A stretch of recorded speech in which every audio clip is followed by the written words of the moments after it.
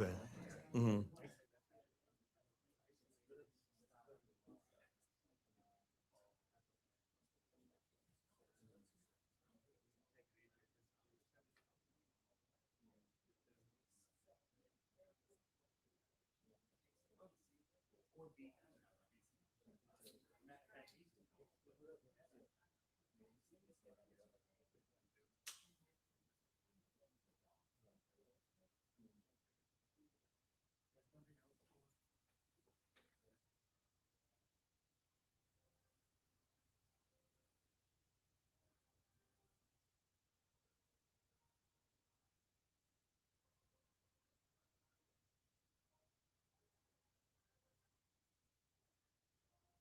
Welcome to the Finance Committee meeting.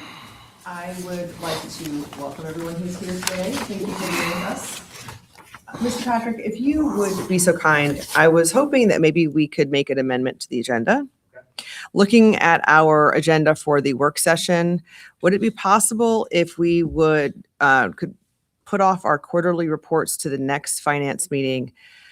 Just because there are quite a few things on the work session about the budget that we just recently discussed that I thought maybe we could go over with y'all now. Is that possible? I think so. I think it would ideally maybe amend the agenda to move the quarterly reports and add like a budget Q&A. Right, yeah, if something like that, so we could move the quarterly reports to the next meeting and then do some type of, do a budget, a Q&A, that sounds good, something like that. Okay. And then do that for today.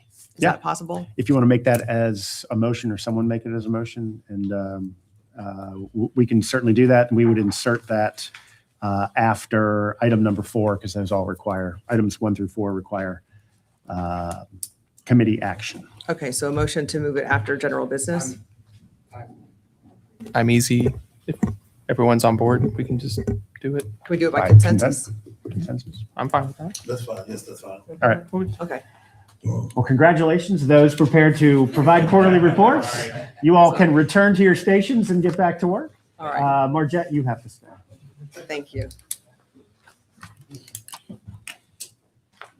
Oh, she's not yet, though. Yeah. Dom's going to be first, but you can stay there.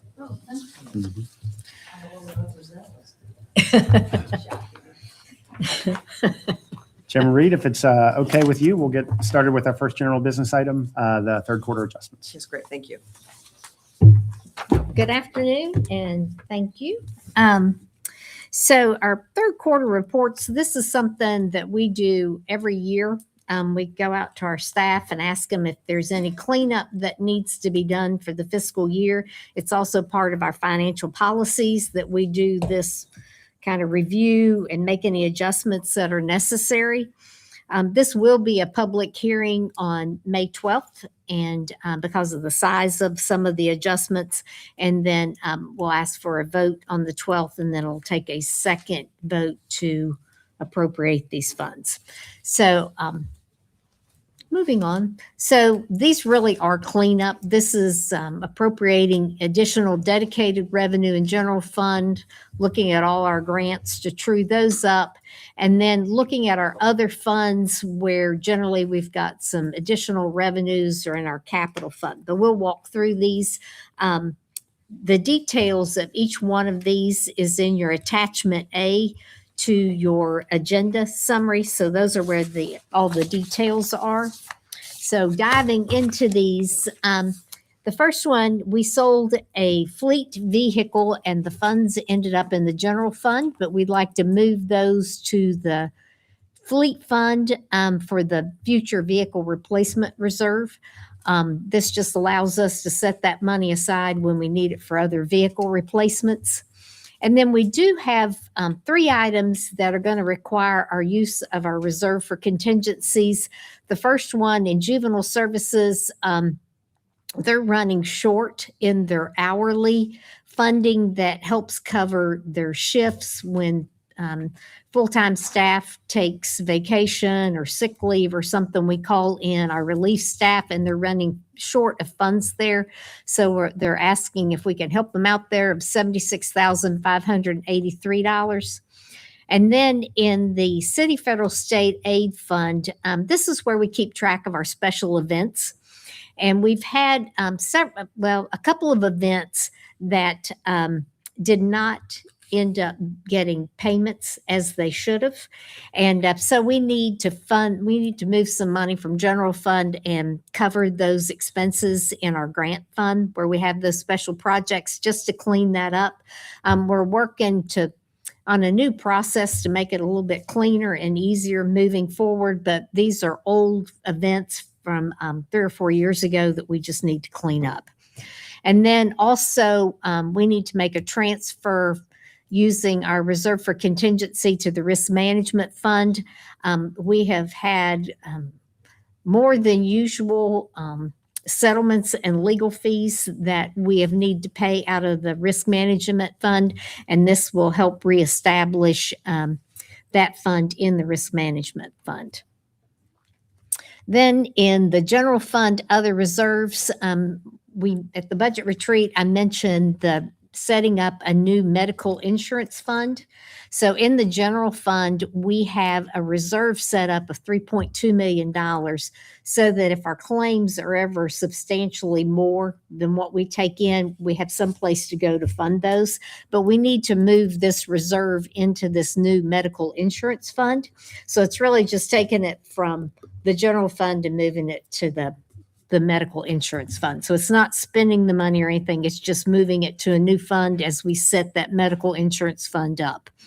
And then the recreation services, they have a reserve in the general fund that they'd like to utilize some of those funds for furnishings at Jefferson Park as far as those renovations. And then we all know we had that lovely ice storm and snow that was so awful, and they had additional expenses for that they need a little help in their general fund with, so they'll move $18,000. And then also they've had an increase in their credit card user fees, and so they're going to use some of their reserve to take care of that. Then additional dedicated revenue, our circuit court clerk, we get this technology trust funding every year. So this is in addition to what was in the budget, $11,299. And then juvenile services, we have our opioid funds that have been appropriated in city, federal, state aid, and we need to move $1,250 of that over to juvenile services to cover some of their additional duties there that qualify for those opioid funds.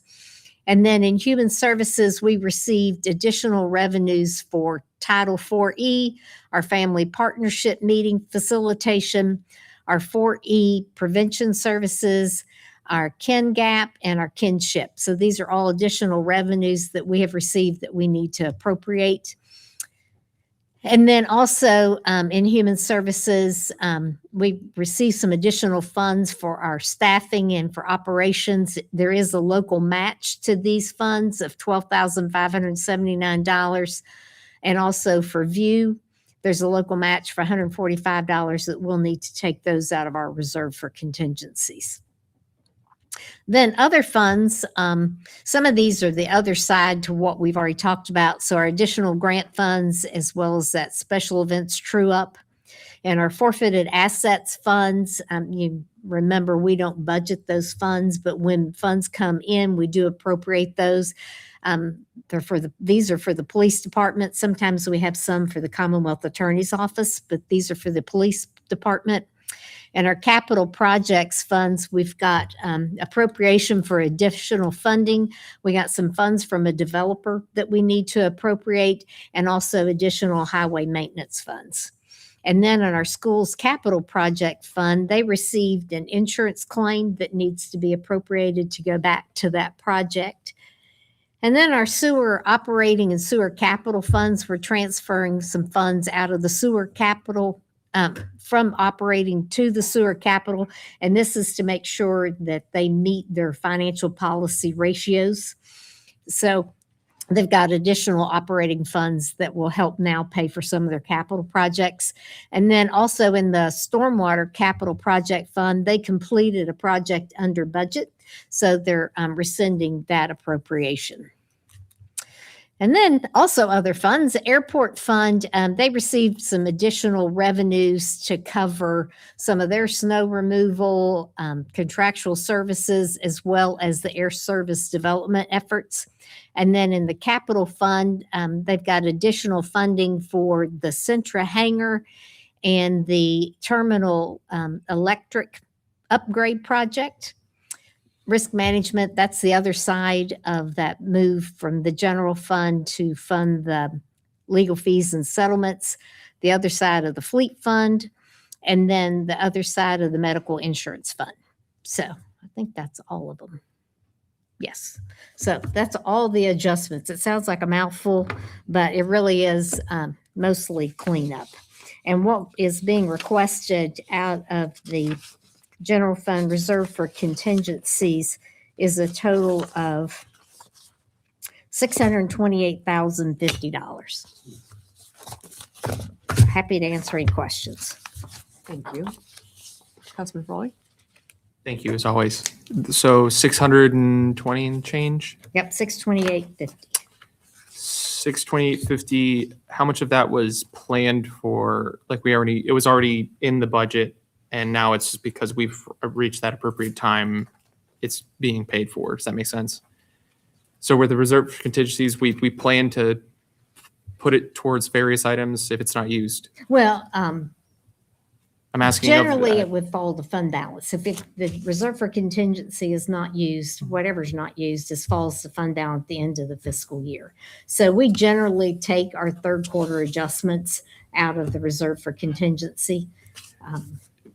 Wherever the path of the money is, of these items, these were planned for. This isn't new stuff. Well, actually, the items that we are taking out of reserve for contingency are kind of new things. Okay. It's where juvenile services ended up short for their relief staff coverage, the $500,000 for the risk management fund, and then the couple of local matches for the additional funds for social services programs. Thank you. Any other questions? No questions. So we just need to make a motion Well, to so, approve. in thinking about this item, this will be a public hearing. So typically,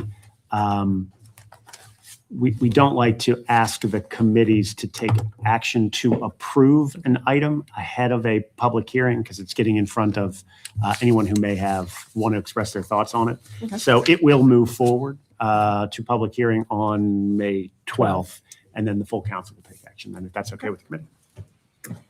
But the next three items we would request committee action. All right. Okay, then moving on to the Economic Development Authority revenue bond request for Centra. Okay. Good afternoon, Committee Chairwoman Reed, Council Members for Aldi, Mayor Taylor, and Councilmember Wilder. This item is from Centra Health for the issuance of up to $365 million in revenue bonds through the Economic Development Authority of the City of Lynchburg. These are conduit revenue bonds. The authority serves as the issuer, but the debt is solely the responsibility of Centra Health. There is no financial obligation to the city or the authority. These bond proceeds will support a major modernization and expansion of Lynchburg General Hospital, including the new patient tower, expansion of the emergency department, surgical and maternal services, infrastructure improvements, and the refinancing of prior bonds. Centra is one of the region's, as you all know, largest employers with more than 7,000 employees. And according to their fiscal impact statement, which is one of the requirements of the bond, it reflects approximately $61 million annually in local purchasing. The Economic Development Authority of the City of Lynchburg has completed the required public hearing and adopted a resolution recommending approval. Staff recommends approval, and Centra's bond attorney, T.W. Bruno, and Chief Legal Officer, Hank Creasy, are in the audience, as well as the EDA's attorney, Pavlina Durham, if you have any further questions. Thank you. Thank you. Councilmember Friday? Do you need a recommendation from us? All I'll say is my wife is very much looking forward to the new surgical area. So let's put it that way. If there are no other questions, I would submit for approval. Second. Okay. All right, all those in favor say aye. Aye. Aye. No opposed? Okay, so it passes, and thank you so much. We're thrilled. Okay. Come back for approval by the full council this evening at 7 o'clock. Okay. Okay, moving on to the Economic Development Authority revenue bond request for Virginia Episcopal School. Thank you. So this item is a request from Virginia Episcopal School for the issuance of up to $25 million in revenue bonds through the Economic Development Authority of the City of Lynchburg. These are also conduit revenue bonds. The debt is solely the responsibility of Virginia Episcopal School. Bond proceeds will support renovation of Pendleton Hall, athletic field and stadium upgrades, and broader campus modernization and deferred maintenance. While the school is tax exempt, the fiscal impact statement reflects over $20 million annually in goods and services purchased from Virginia-based companies. They support the local economy. The school employs about 80 individuals with an average salary of $77,000. The Economic Development Authority held the required public hearing and adopted a resolution recommending approval. Staff recommends approval, and VES bond attorney Tracy Shaw, as well as the EDA's attorney Pavlina Durham, is out in the audience if you have any further questions. Margette, I think it'd be great. It might be a while off because I know we got a lot going on, but I mean, with all the different educational opportunities in the city of Lynchburg, I feel like we don't hear, and let me phrase this properly, we don't reach out to VES enough to hear the good things they do. And they do amazing things. And they do. And so it, generally speaking, if we could, I don't know, next 6 to 8 months, figure out some opportunity to bring VES in and say, hey, like, remind us, tell us about what you do, because they make do a great impact. So Right. all to say is that it dawned on me, and I was going to say we don't hear from them enough, but that puts the onus on them. No, it's on us. And so I Yes. wanted to hear from them. And also their headmaster, their current headmaster, Garth Ainsley, is retiring at the end of June, and they're getting a new headmaster, Henry Clark. So that would be a wonderful time to have them come forward and to talk with them. Absolutely, absolutely. And I agree. I would submit for approval if there were no other questions. All those in favor say aye. Aye. No opposed? All right. So Thank that you. passes. We'll see you, I guess, tonight. All right. The general meeting. Thank you. Okay, moving on to the settlement of opioid-related claims, 6 remnant defendants. This will be done. This will be me. So you're aware that the city has participated in the opioid abatement settlements. We have already received $827,155 from one pot of opioid money, and then from another pot of opioid money, we got $193,000 to help Roads to Recovery. And then also in a separate opioid abatement pot, we got $1,946,000 that was in a partnership with Campbell County for the renovation for Horizon Behavioral Health's Crisis Receiving Center. So we've already really benefited, and so many of our city partners have benefited from these funds. But this is 6 more regional distributors that are now defendants in this lawsuit. It's $97,625,000, of which the city would receive just over $20,000. So it's not huge, but it is $20,000 more to help programs that qualify for these opioid funds. So it does take council approval to enter into this settlement. So that's what we're asking for a vote for. We do recommend that you do approve this. So it gives us a little more money to help more people. Any questions? Move for approval. Okay, all those in favor say aye. Aye. No opposed? Okay. That passes. Thank you. Thank you. Wonderful. Thank you. And that will go tonight for a vote as well. Great. Okay, so since we moved off the quarterly reports through our amended process earlier, we then added the, I guess, budget Q&A, I guess we'll call it. So that was really just to address some of the things that we're going to be talking about tonight at the work session. So do you want us to just kind of lead off, or do you have something? I think that we can kind of tee it up from here so that we've received two primary questions related to the fiscal year 2027 budget. First, from Councilman Feraldi and Mayor Taylor, a question about how we might maintain the vehicle license fee waiver and the trash fee waiver for another year.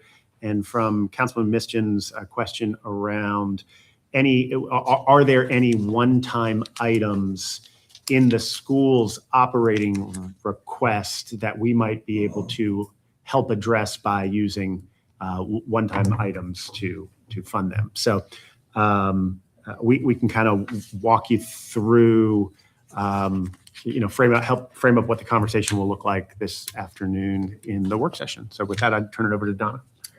Well, and because we're in this room, we have the presentation, and I think it might help if you see it. Okay.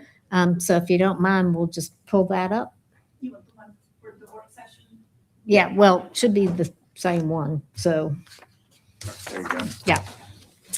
so next slide, just the two questions that we have received.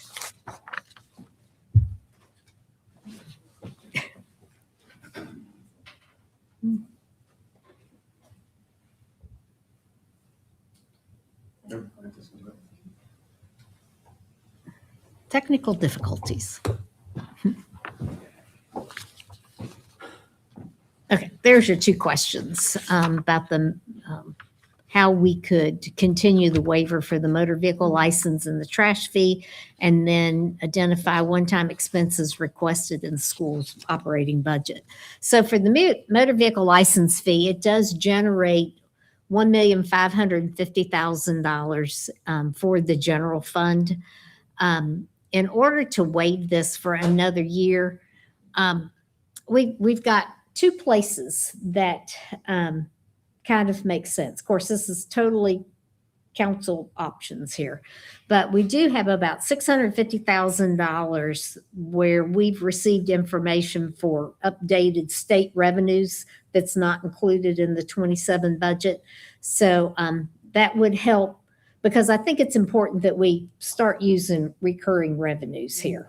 The last couple of years, because we considered this kind of a one-time thing that we were going to do, we used one-time money. But if we're going to continue this, we really need to replace it with recurring revenue, my opinion. The $900,000 in the fleet fund, we did a transfer, as we always do, from the general fund to the fleet fund to do vehicle replacements. In the 27 list, there's several fire vehicles that we could use the line of credit for. So right now, we're using some recurring revenues to pay for those fire vehicles, because, we have to order them. It takes 3 years to get them. But instead of using those revenues, we could replace that with the line of credit, which would free up that $900,000. But again, you'll have to pay later. But that would be a couple of places that we could replace that motor vehicle license fee. And we typically do use line of credit or debt financing for fire apparatus because they're going to have a useful life of 15 to 20 years. So it makes sense to use an instrument that we would repay over a similar time frame. But and one reason we wouldn't use, though, we kind of look at if there's a benefit to prepay and how long that prepayment period would be, whether it's better to use our revenues or the line of credit. So that's why, I mean, the last couple of times we've used the line of credit because we were going to get those vehicles in a short enough time that we weren't paying a lot of interest that would have offset our savings. So we do that calculations and just kind of compare. But if we needed to, we could replace that with line of credit funding. It would not be unusual. And then for the trash fee, that's $2,480,000 is what we would generate from the $10 a month trash fee. So if we're going to waive that for another year and really look to replace it in 28, the only way I could do this really is with one-time funds. And I hate it, but because $10 a month is really cheap for trash, brush and bulk, and leaves. You go to Bedford County, it's $30 a month just for your monthly trash fee, and that doesn't include brush and bulk and leaves. That's another $200 a year to do brush and bulk. So anyway, just my 2 cents there, because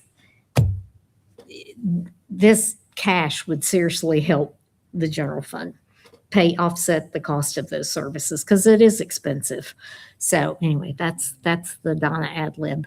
But in order to do that, if we used one-time funds, we do have a debt service reserve that we had set up many years ago in order to help set aside funds for FF&E for the police department, also to borrow less for some projects. So it got set up quite a while ago, and we just have not utilized those funds. So it's kind of sitting out there. It is using a reserve, but there's $1,726,735 to be exact sitting in that debt service reserve.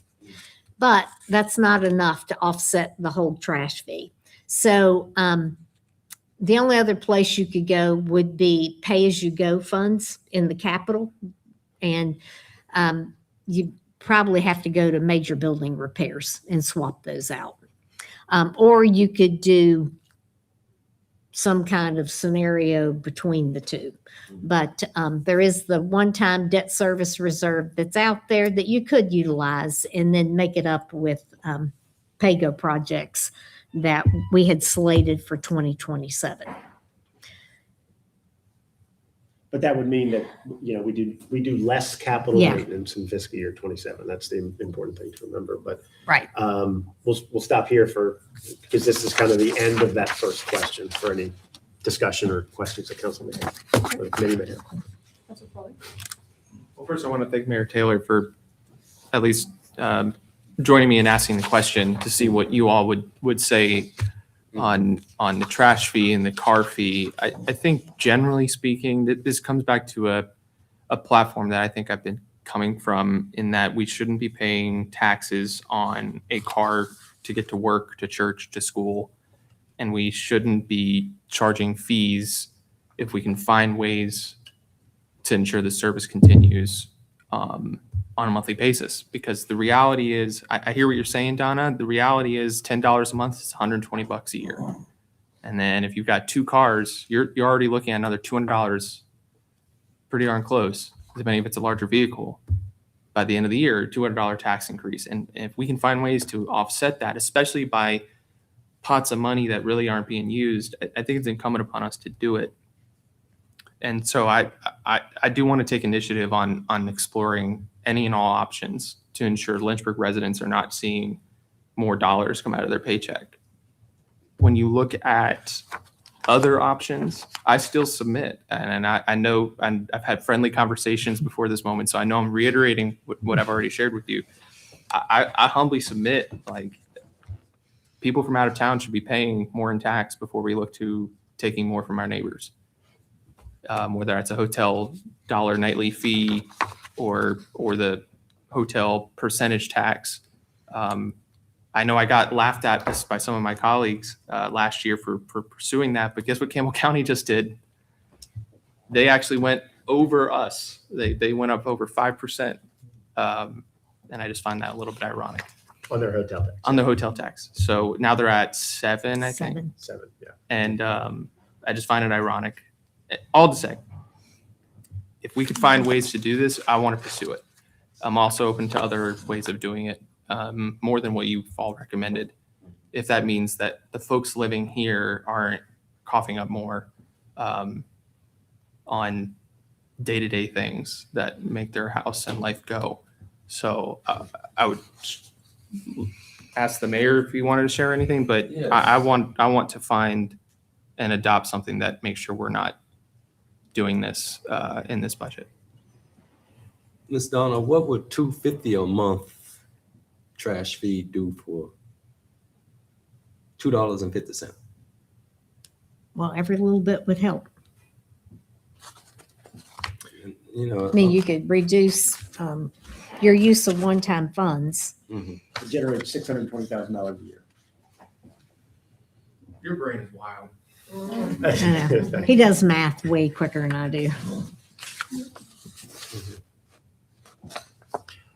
So, What do you think, Chris? I think if you're asking what I think there's a lot of levers we can pull, Mm-hmm. and we should explore other ideas. If I may, Stephanie and Sterling, so the debt service reserve, we really haven't touched that. Is that what you're saying? Like, that is something that has gone to fund balance by the end of the year? No. It's a reserve, so it's Yeah. in an So help me assigned understand fund that. balance, so it's just sitting out there. It's We would just- take council action to use it. And that would be a one-time? It's one-time money. So what happens Mm-hmm. when that's gone? It's gone. You Well, don't- yes, You no longer have. on the fee, I meant. Oh, So if we apply it this year, going into fiscal 28, how does this $10 fee get? Yeah, you get it down to about $3, something like that, $3.50. And we have to do the exact math. So that's Understood. You know, Deep on that there. I appreciate where Larry's coming from. I'm not opposed to at least exploring it. You know, I come back to personally, this doesn't impact me because I live in an HOA, and I know there are some parts of the city that's the reality, and so I'm paying it a different way. Mhm. But the reality is, and any cut we can do to offset $10 a month, another $10 here, another percentage there, another couple bucks here and there, all of a sudden it adds up. It's really why I was pushing so hard for the quote unquote no car tax plan, because it meant more consistent dollars going to the city to pay for things. It also meant more dollars coming off. Anyway, not to get on my preaching horse, whatever. I'm open to anything with the full council to start really trying to find out ways of what we can do to offset this. I'm not too keen on the major building repairs and improvements. I'd want to know more specifics about what those projects would be, at least from my seat. And then if we can go back to the other slide, that'd be wonderful.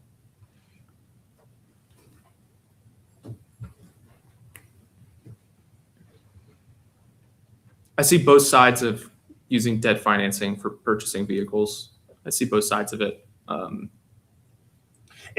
would suggest that we look at fire apparatus a little bit different than we would a typical vehicle, in that right now a pumper is, a fire engine is, $1.4 to $1.5 million. A ladder truck, last one we bought was close to $2.6 million. And these are assets that are going to last for 15 or 20 years. I think as we looked at as we looked at how to make this happen, you're trying to weigh every aspect of what we're doing here.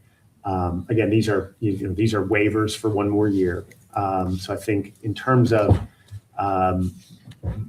what's most impactful for the residents, which is to your point, waiving this fee for one more year, and how do we structure this in a way that's going to be the least impactful to the budget from a services standpoint, from a maintenance standpoint. I think we were pretty confident. We were pretty comfortable here, and we thought, obviously we got to look at things from a, are there going to be enough folks on council that would support an action, and I think we got pretty comfortable with this as a path forward. Yeah, I want the $10 trash fee gone, just period. That's just not a waiver. I want it gone. I know it's hard. I know that means we have to dig in and find creative solutions. I think that's on us to do it, and that's a priority for me. Got it. I think with the trash fee, I would urge council to let's figure out exactly where we're going to be with landfill expansion or not before we make a decision on whether or not that permanently goes away. I will tell you that if that landfill is not expanded, then our cost of service to provide refuse pickup is going to increase pretty substantially, and I think it's worth preserving that conversation for next year. Well, we can thank Rustburg for that. Thank you. Absolutely. And I'm finished for now. So we proceed with caution. Optimistically, but cautiously. Yes. Thank you. I appreciate the information. My concern is what's going to happen next year. Are we going to say let's get rid of it again next year? It's just, to me, it just puts us in a bigger bind. It'll just come either snowballs or continue to escalate about how we're going to pay for certain things. And then we reduce the real estate taxes and things of that nature. So I understand that. And I'm always for, saving funds for our taxpayers or for our citizens. But again, at some point, at what point does it's always another effect. You're going to affect this by doing this. The less money coming to a city. So I'm always concerned about that, about doing things we need to do, fixing our roads, taking care of our children, our schools, taking care of all the things we have to do, take care of our employees, our staff. When you reduce something, there's always another side effect. So we keep, to me, snowballing, keep continuing on and on. We can cut this, we cut that. What's going to happen down the road? There's going to be no more things to cut, where it's going to start to really hurt people. We can say for like another year, but again, what's going to happen next year? I just, not that I really don't see a point right now. I can go with it, but I just think it's just going to set us up again for next year. Then what do we do next year? Yes, sir. Do you want to go into the school question? Sure. Oh, I'm sorry. There was more. Nope, there's the second one. Councilman Misjuns asked if there were one-time items that the city schools were requesting that could be funded with one-time funds. And this is the list that they provided. Just one note here, they've got $250,000 for school nutrition equipment upgrades. And if you go to the next slide, they had also asked for $200,000 in their CIP request. And the way I kind of look at this is we utilized $1,645,222 to fund all their PAYGO requests.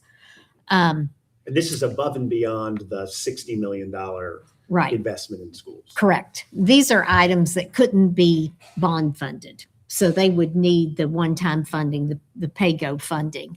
So my thing of it is you can either continue to fund this list or the list they provided for one-time funding or some of each.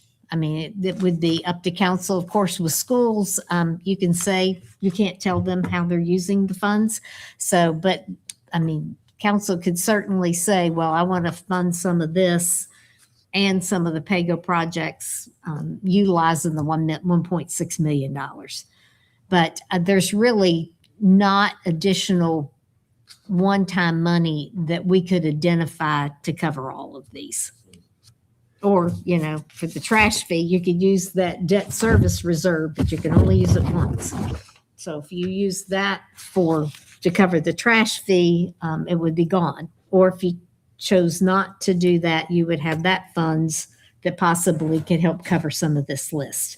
So you got options, but you can only spend it once. Bottom line, there's $1.65 million in available one-time funding. Schools has requested that amount in capital maintenance. There are also $1.2 million roughly in one-time items that are a part of their ongoing operating request. Bottom line is council can spend that 1.65 million once and can make the decision whether you want to spend it on the PAYGO items, PAYGO capital items, the operating items, or some combination of both.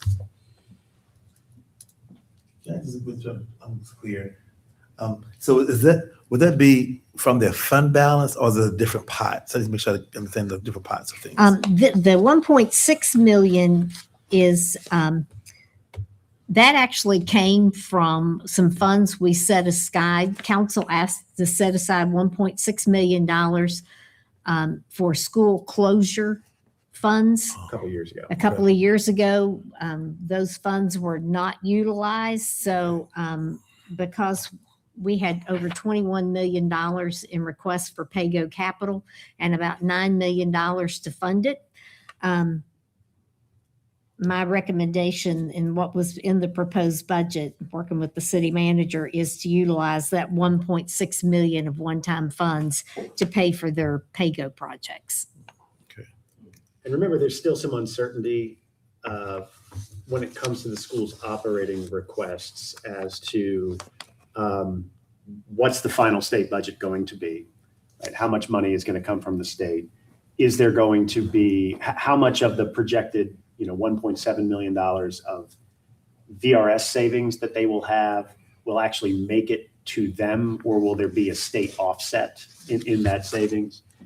So there are a number of things that are up in the air with the school's operating request. But at the end of the day, most of the things that are up in the air are a net positive to schools for their operating requests, especially that VRS savings. So what would your recommendation be based off of all this context with what has been thrown out there as an idea?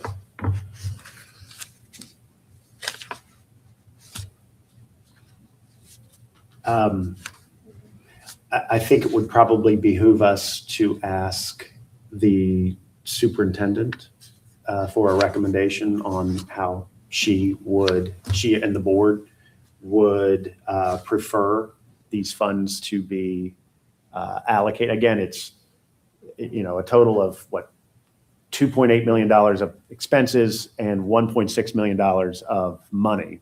So ask them to quickly provide us what their preferred path forward would be, and then council move forward in that direction. And did I understand you correctly that 1.6 is really either going to offset a waiver or it's going to do schools? Is that my understanding? No, it can either be. So Starlet, if you would go to the school's capital slide first, or I'm sorry, the school's operating slide. So they've asked us for $4.5 million above last year's allocation. The city manager's proposed budget has $2.1 million in funding above the prior year allocation. So that leaves a gap of $2.4 million. In the school's operating request, these are items that could be considered one time. So if we were to fund all of these, then that gap would go from, say, 2.4 million down to 1.2 1.2 roughly. So this is how we could spend some of the one-time funds. This would help offset the operating request, and then go to the next slide. But right now, how this funding is allocated is we have set it aside for schools pay-as-you-go capital maintenance. So improving the auditoriums, improving some of the playgrounds at elementary schools, everything you see listed here. So right now, that's where the money would go. But because they're both one-time funds, we could flex it to one or the other. We could either impact the school's operating, or we could leave it here. And my suggestion would be, we ask schools what they would prefer. Forgive me, Greg. I was more pairing this with the previous conversation. That 1.6, is it either, I'm sorry for making it so binary, is it either it's used for offsetting a waiver? No. Or No, this is a different pot of Just wanted to make funds. sure. This is Sorry. utilizing a different reserve. just want to make sure. I'd just like to be able to talk with the school and see. Yeah. We do have the 1.6 available. Based on that, where do you want to put it? And then let them pull that list together. Based on one-time funds, correct? Right. Okay, well, thank you for letting us do that. I appreciate that. Absolutely. We have a few more items to get to. So the general fund reserve for contingencies update. Yes. So with the third quarter adjustments, if those are approved by city council, that would leave a remaining balance of $546,950, which includes the $50,000 in the manager's discretionary fund.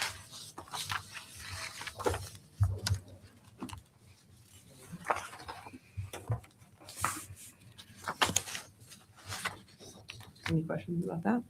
No question. No? Okay. The revenue collections update, we had a really good month for our sales and use tax. We were up $229,000 over budget, which was kind of a surprise for February. So that was a good month.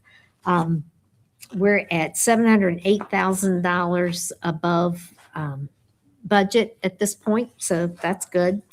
Our consumer utility tax, electric, again, we're basically flat. It always comes in about $3.5 million, so we're slightly above at $50,000 above.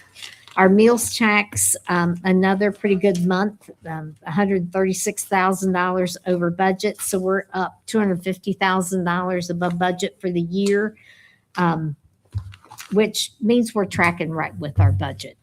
And what we expected. And lodging tax, same thing. We came in right flat with budget, so we're about $57,000 above budget for the year. So again, we're tracking right where we thought we would be with our projections. And amusement tax, same thing. We were pretty flat with our budget for the month of February, and we're up about $70,000 above budget. So those are tracking pretty much as we expected. So, but glad sales tax was up. And then the vacancy report, we generally provide when we provide quarterly reports, but just you have it. It's up slightly of what it was over the last quarter at 128.31 positions, FTE.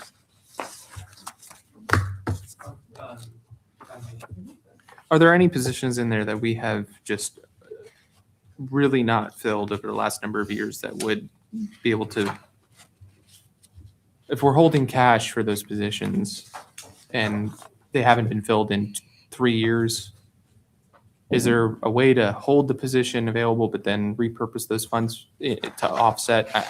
You see what I'm asking? We, in many ways, we essentially do by assuming a certain level of vacancy savings in the budget every year. I think what we could do, and maybe we can do for the next time we do quarterly reports in the vacancy report, is look at any positions that have been vacant for an extraordinary number or an extraordinarily long time, and just make sure that we don't have anything that we haven't filled in 5 years or something like that, and have that conversation. But we do assume a certain level of vacancies. So if we eliminate a vacant position, sometimes all that does is make it harder to meet our vacancy savings budget. On the back end. Right. I wouldn't be opposed to what you'd said. Yeah. Absolutely.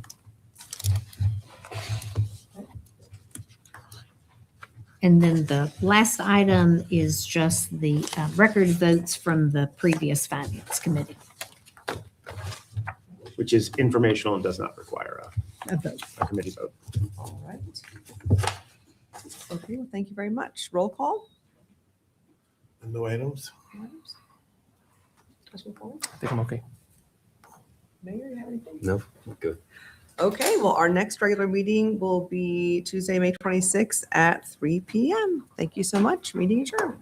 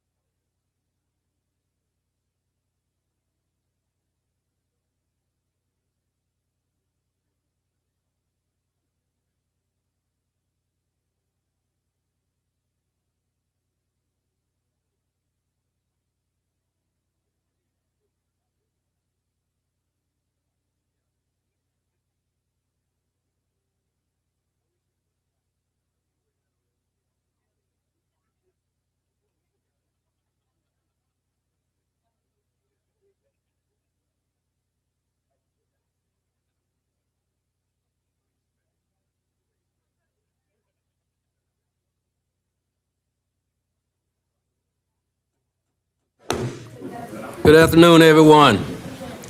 Welcome to our April 28th City Council work session. The city manager will go over the agenda. Thank you, Mr. Mayor, Vice Mayor, members of City Council. Busy couple weeks. The city's cut a few ribbons lately, and just grateful for all the support the council has put into all the projects that we've seen as of late open.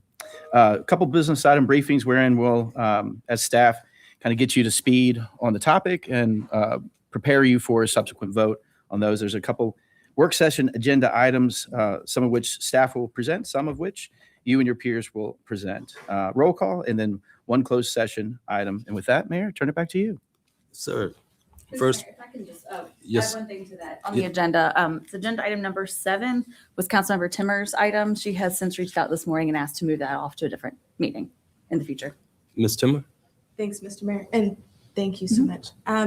I do want to push that off for a couple different reasons, but actually I have a request to you and Mr. Mischens, who isn't here, and Mr. Feraldi, if it would be amenable to council if we could push the council presented items to the next meeting, since this is our only budget work session.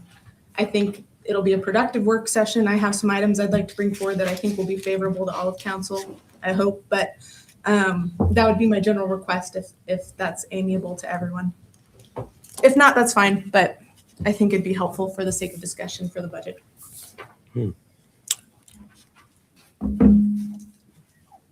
Any discussion? No? All right, well, let's move forward with a very packed agenda. Move forward. Business briefing item. Rezoning 205 Graves Mill Road for office use. Ms. Rachel. Thank you, Mayor, Vice Mayor, members of council.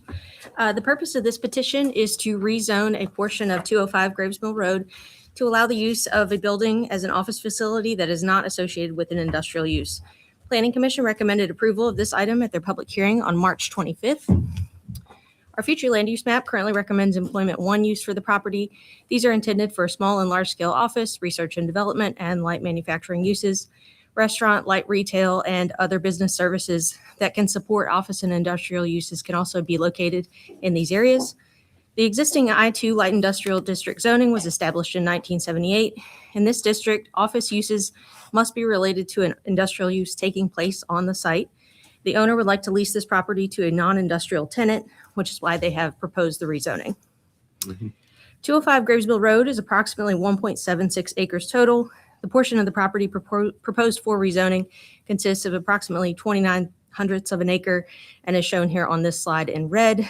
The property contains a structure originally constructed as a residential home in 1940, but was later converted to office use associated with the adjacent Belvac machinery facility. It's approximately 1,800 square feet in size. The remainder of the property contains another structure, which is currently used by Belvac for industrial purposes. This portion of the site, which is shown in purple, would remain zoned as it is now I-2.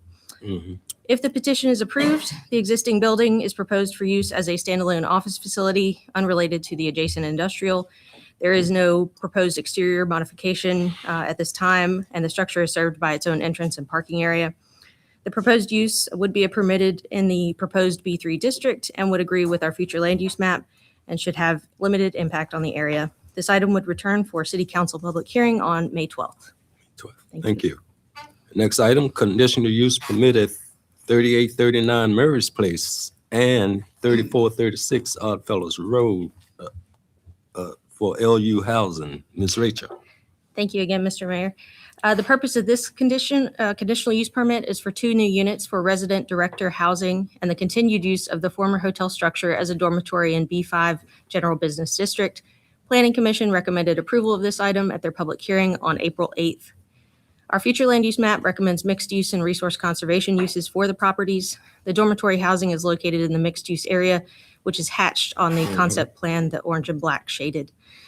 These areas are intended to be developed with a balanced mix of residential, neighborhood, commercial, and civic uses. The subject properties were annexed into the city in 1940.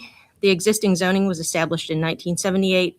The portion of the properties where the student housing would be located is in the B5 district, which is the brown portion on the zoning map.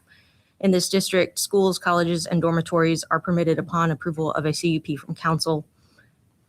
The subject properties consist of about 11 acres located at 3839 Murray Place and 3436 Oddfellows Road. This facility was originally constructed as a hotel. It currently contains 4 existing buildings with a total of 260 units and 500 student beds. The property has been used as student housing for several years now, we think since approximately 2010. However, neither city staff nor the petitioner, LU in this case, could find documentation or approval of the facility as a dormitory. So the continued use of the existing facility as dorms is included in this petition for the 2 resident director units to just kind of formalize this. The 2 new units would be for resident directors, which are professional live-in staff that oversee the dormitories. And in summary, the construction of the 2 new housing units and the continued use of the former hotel as a dorm should have limited impact on the surrounding area. This item will also return on May 12th. Thank you.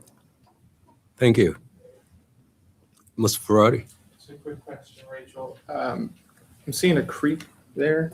Did they provide any explanation or background on what they plan to do for water runoff? That's always something I'm trying to at least be a little bit mindful of, given the development and taking away vegetation.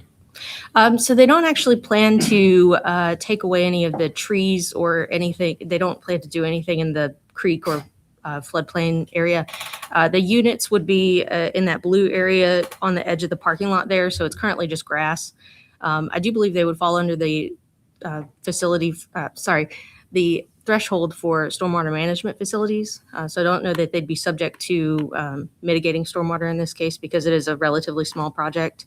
But if they were to propose, just don't worry about it, Chris. okay, it's cool. Thank you. Anyone else? Thank you, Ms. Rachel. Thank you, Rich.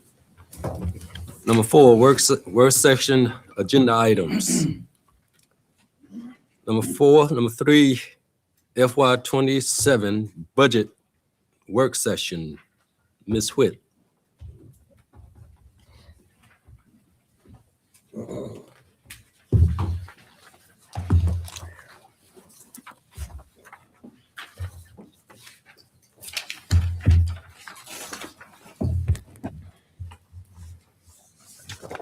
Thank you.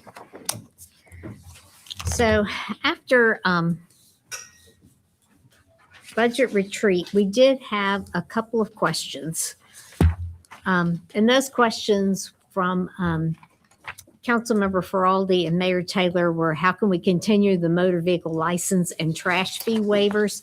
And then from Councilman Mischens, please identify one-time expenses requested in the school's budget. And some of that information did go out in a memo, but just thought we should kind of put it all out there today. So for our motor vehicle license fee, it does generate $1,550,000 in revenue. In order to waive it for another year, it would be my recommendation that we found recurring revenues to replace that funding instead of one-time money. We do know now of $650,000 in some revenue that we would receive from the state that is not included in the 27 budget, in the proposed budget. And then there's $900,000 in recurring funds that is transferred into the fleet fund for purchase of some fire vehicles. And because of the cost of fire vehicles, we always kind of go through, whenever we order one, we always look at, is there a discount when we prepay? Is it better to use our line of credit? So we could use the line of credit to fund those fire vehicles that are proposed to be replaced in the 27 budget, which would free up about $900,000 of recurring funds. So, and of course, this is at council's discretion and vote for where, if you choose to do this, if you have other ideas of where you would want to find that money. For the trash fee, it generates, oh, that's me, sorry. $2,480,000. We consider that dedicated revenue because it does offset the cost of trash. To potentially waive that for one more year, I don't know where we would find recurring revenue to do that. And so to use one-time funds to replace that money, there's a couple of places that I'm going to throw out there. But again, this is council's budget to decide. We do have a debt service reserve that has been in the general fund for a number of years. We started setting some money aside thinking we potentially could use it for the police building and some other projects. We have not utilized those funds. Again, that's one-time funds. So once you spend them, they're gone. So that 1.7 million is sitting there. And then you would have to fill in the rest, potentially with some pay-as-you-go projects. So we had about $21 million in our request for pay-go projects for 27 and about $9 million that we could identify to fund that. So we've already reduced it substantially, but in your major building repairs, you could potentially reduce it another $753,000 to make up that $2,480,000. Or again, some kind of other projects or whatever council would want to identify. And then to address the second question that we had about schools funding, I forget I'm in charge here.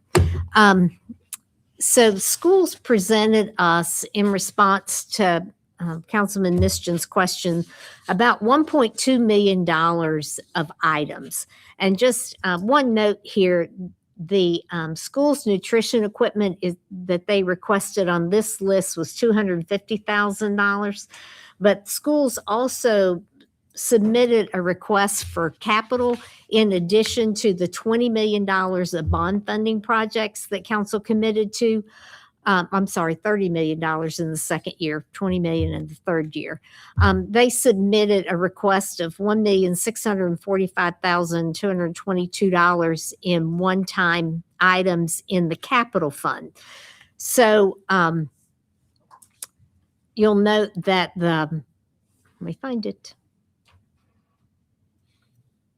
The school nutrition upgrades on this list is $200,000.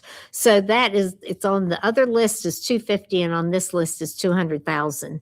And it would be my recommendation that to go back to schools and kind of see what their priority is, because you could use this 1.6 million one time. So, and if the priority is the other list, which is the second list they provided, or maybe it's a combination of the two. But we did identify that $1.6 million. And the way we found the $1.6 million is there was a reserve on the books that council set aside funds for school closure. And then those funds were never utilized. So that would allow us to provide their pay-go capital is how we saw it.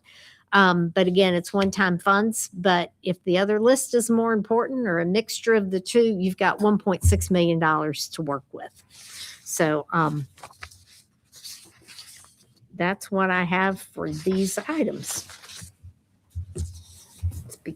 Council questions or discussions? Any questions? Any discussion? Mr. Mitchell? Thank you, Mr. Mayor. What's the list of pay-go items that we currently have They're in this year in the CIP that's funded with pay-go that could be one-time funds? in the 26 budget or the 27 In the budget? 27 budget. Okay, those, I didn't bring my book. They're in the, if you can look at major building repairs in the buildings section for a list of what is proposed for the 27. There is an HVAC upgrade in there that potentially could be bond funded, which would free up one-time money.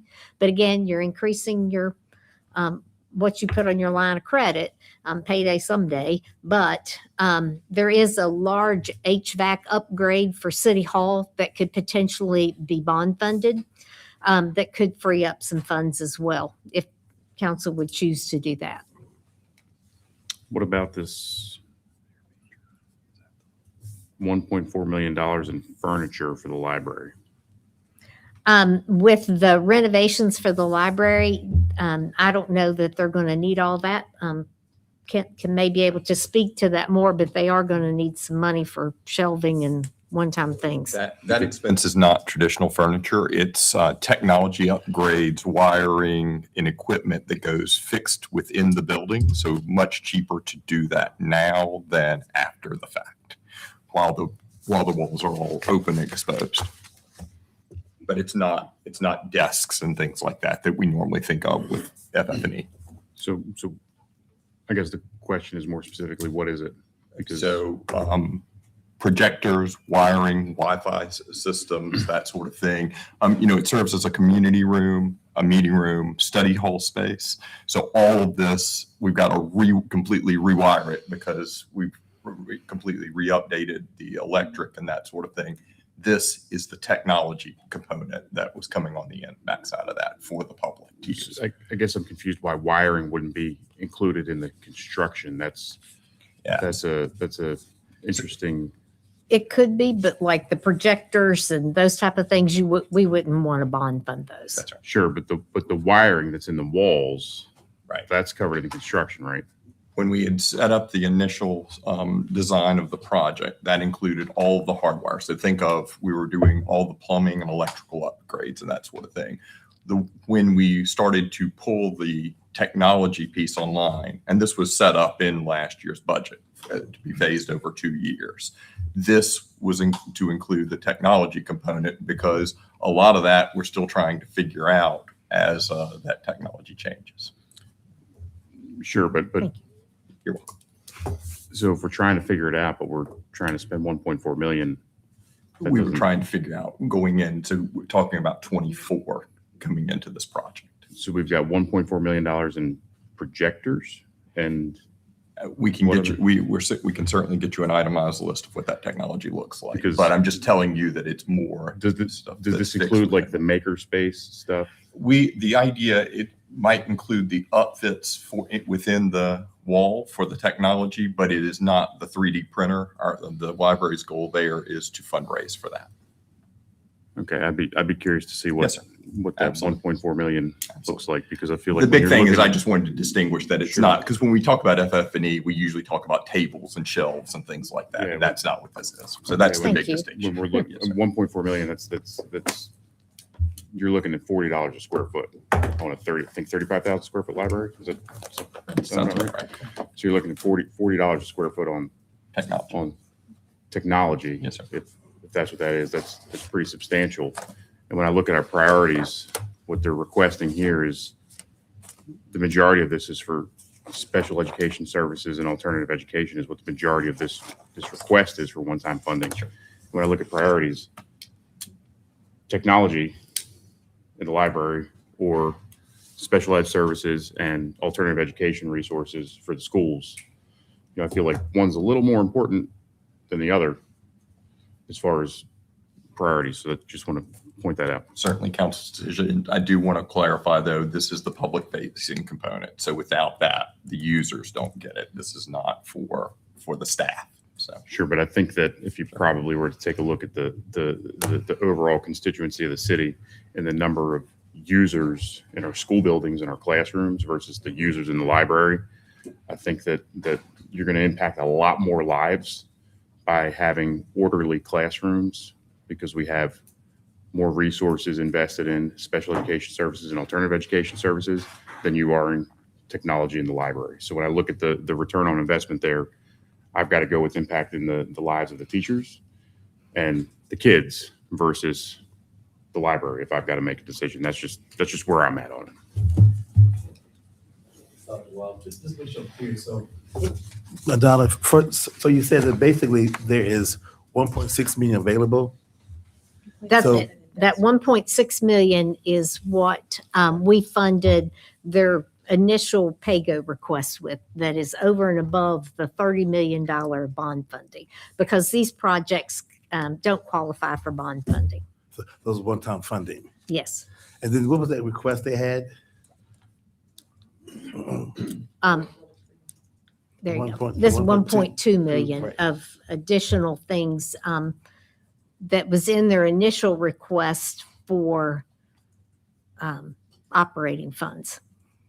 So again, did we talk about, is it possible just saying to the school system, this is what we have available, and let them make the best choice as they're the best caretakers of those funds? So the 1.6 million, tell the school system, these are the funds that are additional available. Right. And then you make those decisions what's best for the school system. And keep in mind too, $200,000 of that is duplicative in that it's on both lists. Okay. Right. So the number's a little bit smaller Okay. overall than what you see there. Thank you, Mr. Mayor. Thank you so much for the presentation, Donna. This is helpful. I have a quick administrative question, and then kind of diving back into these numbers, following up on Dr. Wilder's comments and Mr. Mischin's. And I'm so sorry, am I missing, I'm the technologically challenged one on council. Am I missing the PowerPoint in the portal? Is that me or can I get a copy of the? It will be posted. Okay. After this meeting. That's great. No, and I appreciate that. I just, I'm the one that's always missing stuff technically. Okay. That would be really helpful. Thank you. So I'm looking at the two lists from the schools, and that's a helpful distinction because I didn't have or understand that before. Dr. Wilder, following up on your point, I think, and I could be wrong in paraphrasing this, Ms. Witt, but the debt service reserve, that's a 1.7 million, correct? And then with the capital for the schools, as far as capital improvements, that's around 1.6, but there's about 200,000 that's possibly duplicative with their list of one-time funding opportunities from the joint meeting. And then the joint meeting amount with the one-time funding is 1.2, roughly. Well, minus 200,000. So that's perfect. I echo Mr. Mischin's questions with the library as far as if there's hardwiring in the walls, why that wouldn't be included in the capital improvement component. Additional one time that I've kind of looked at, and I'm a fan of Property Toolkit. Of the three of us, I'm the fan of Property Toolkit, but that is an increase. So there's 800,000 there. There's about 100,000 for downtown, and then there's 350,000 when it comes to the Miller Park Pool Playground. With all the improvements that are happening at the pool location, maybe we could hold off on the playground and get this money to the schools. Because I really feel personally that with the transition of the superintendent and all of the transition that she's working through, time for efficiencies will come within the schools, but right now she really needs to be backed. And so as much as we can support this transition time period in the schools, I think it's significant. With the 4 items that I mentioned in the one-time funding for city PAYGO, that more than covers or provides some wiggle room to cover the 1.2 in one-time expenses that has to do with alternate education, nutrition, and special education needs.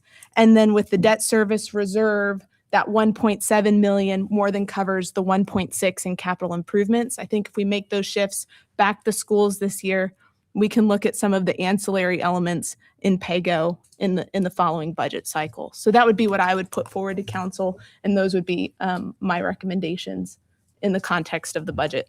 That would be where I'd like to see the priorities go. Mr. Faradi?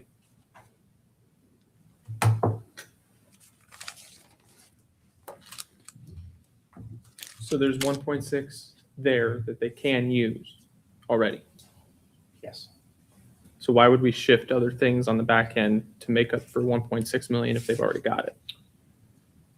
I don't know if you want to answer that question, That's not. but well, help me understand. Help me understand if they have 1.6 million. Hold on, Greg. I'm sorry. Yeah. Should we just ask the schools, hey, you've got this? Can we shift this current money to make sure they get what they need so we don't have to rejigger everything on the back end? So kind of to frame it all up, there's $1.6 million, $1.65 million in funding, one-time funding currently allocated to schools. On top of that, there is, if you take the $200,000 out, there's about another $1 million in requests that could be considered one time. So if we look at schools funding overall, we're about $1 million short of funding all the things that could be considered one time in both their capital and their operating requests. If there's a couple schools of thought. One is you can take the 1.65 that's available and ask schools to allocate that between their total request, which would be 2.6 for argument's sake, or identify another $1 million-ish in capacity by doing less things, and then using that funding to cover all of schools' requests. That's how I would summarize it. So can you summarize what my concept was? Since I'm struggling to understand what the other is. We have $1.6 million allocated to schools. We could ask schools, correct, we could ask schools if they would prioritize that 1.6 across the two lists. That's what I would prefer. It would cost less. Thank you. Wouldn't actually. Mr. Deemer? Yeah, I think we're apples and oranges here, but I do agree with the concept that we need to prioritize some of these education initiatives that they've asked for, especially as special education students. I think we will impact a whole lot more citizens doing some of these things for our public schools than if we do what I think is something that's been miscategorized at the library. Furniture, in my mind and in most people's minds, means a certain thing. And wiring and walls technology spending is certainly something I'm very familiar with. That is part of construction of a building, and in my mind, it should have been included in the original CIP costs. I don't think of projectors when I think of furniture. Call me crazy, but that wouldn't be what I would categorize it as.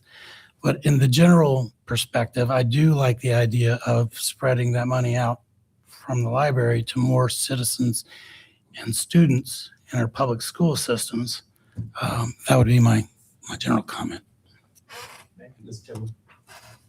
Thank you, Mr. Mayor. Just following up on Mr. Feraldi's comments,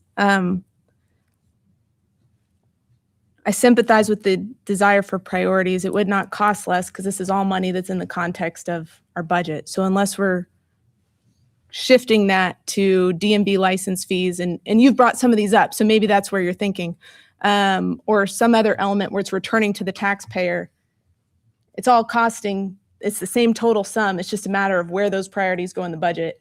And I believe those priorities really belong in the school system right now, as opposed to some of these other locations.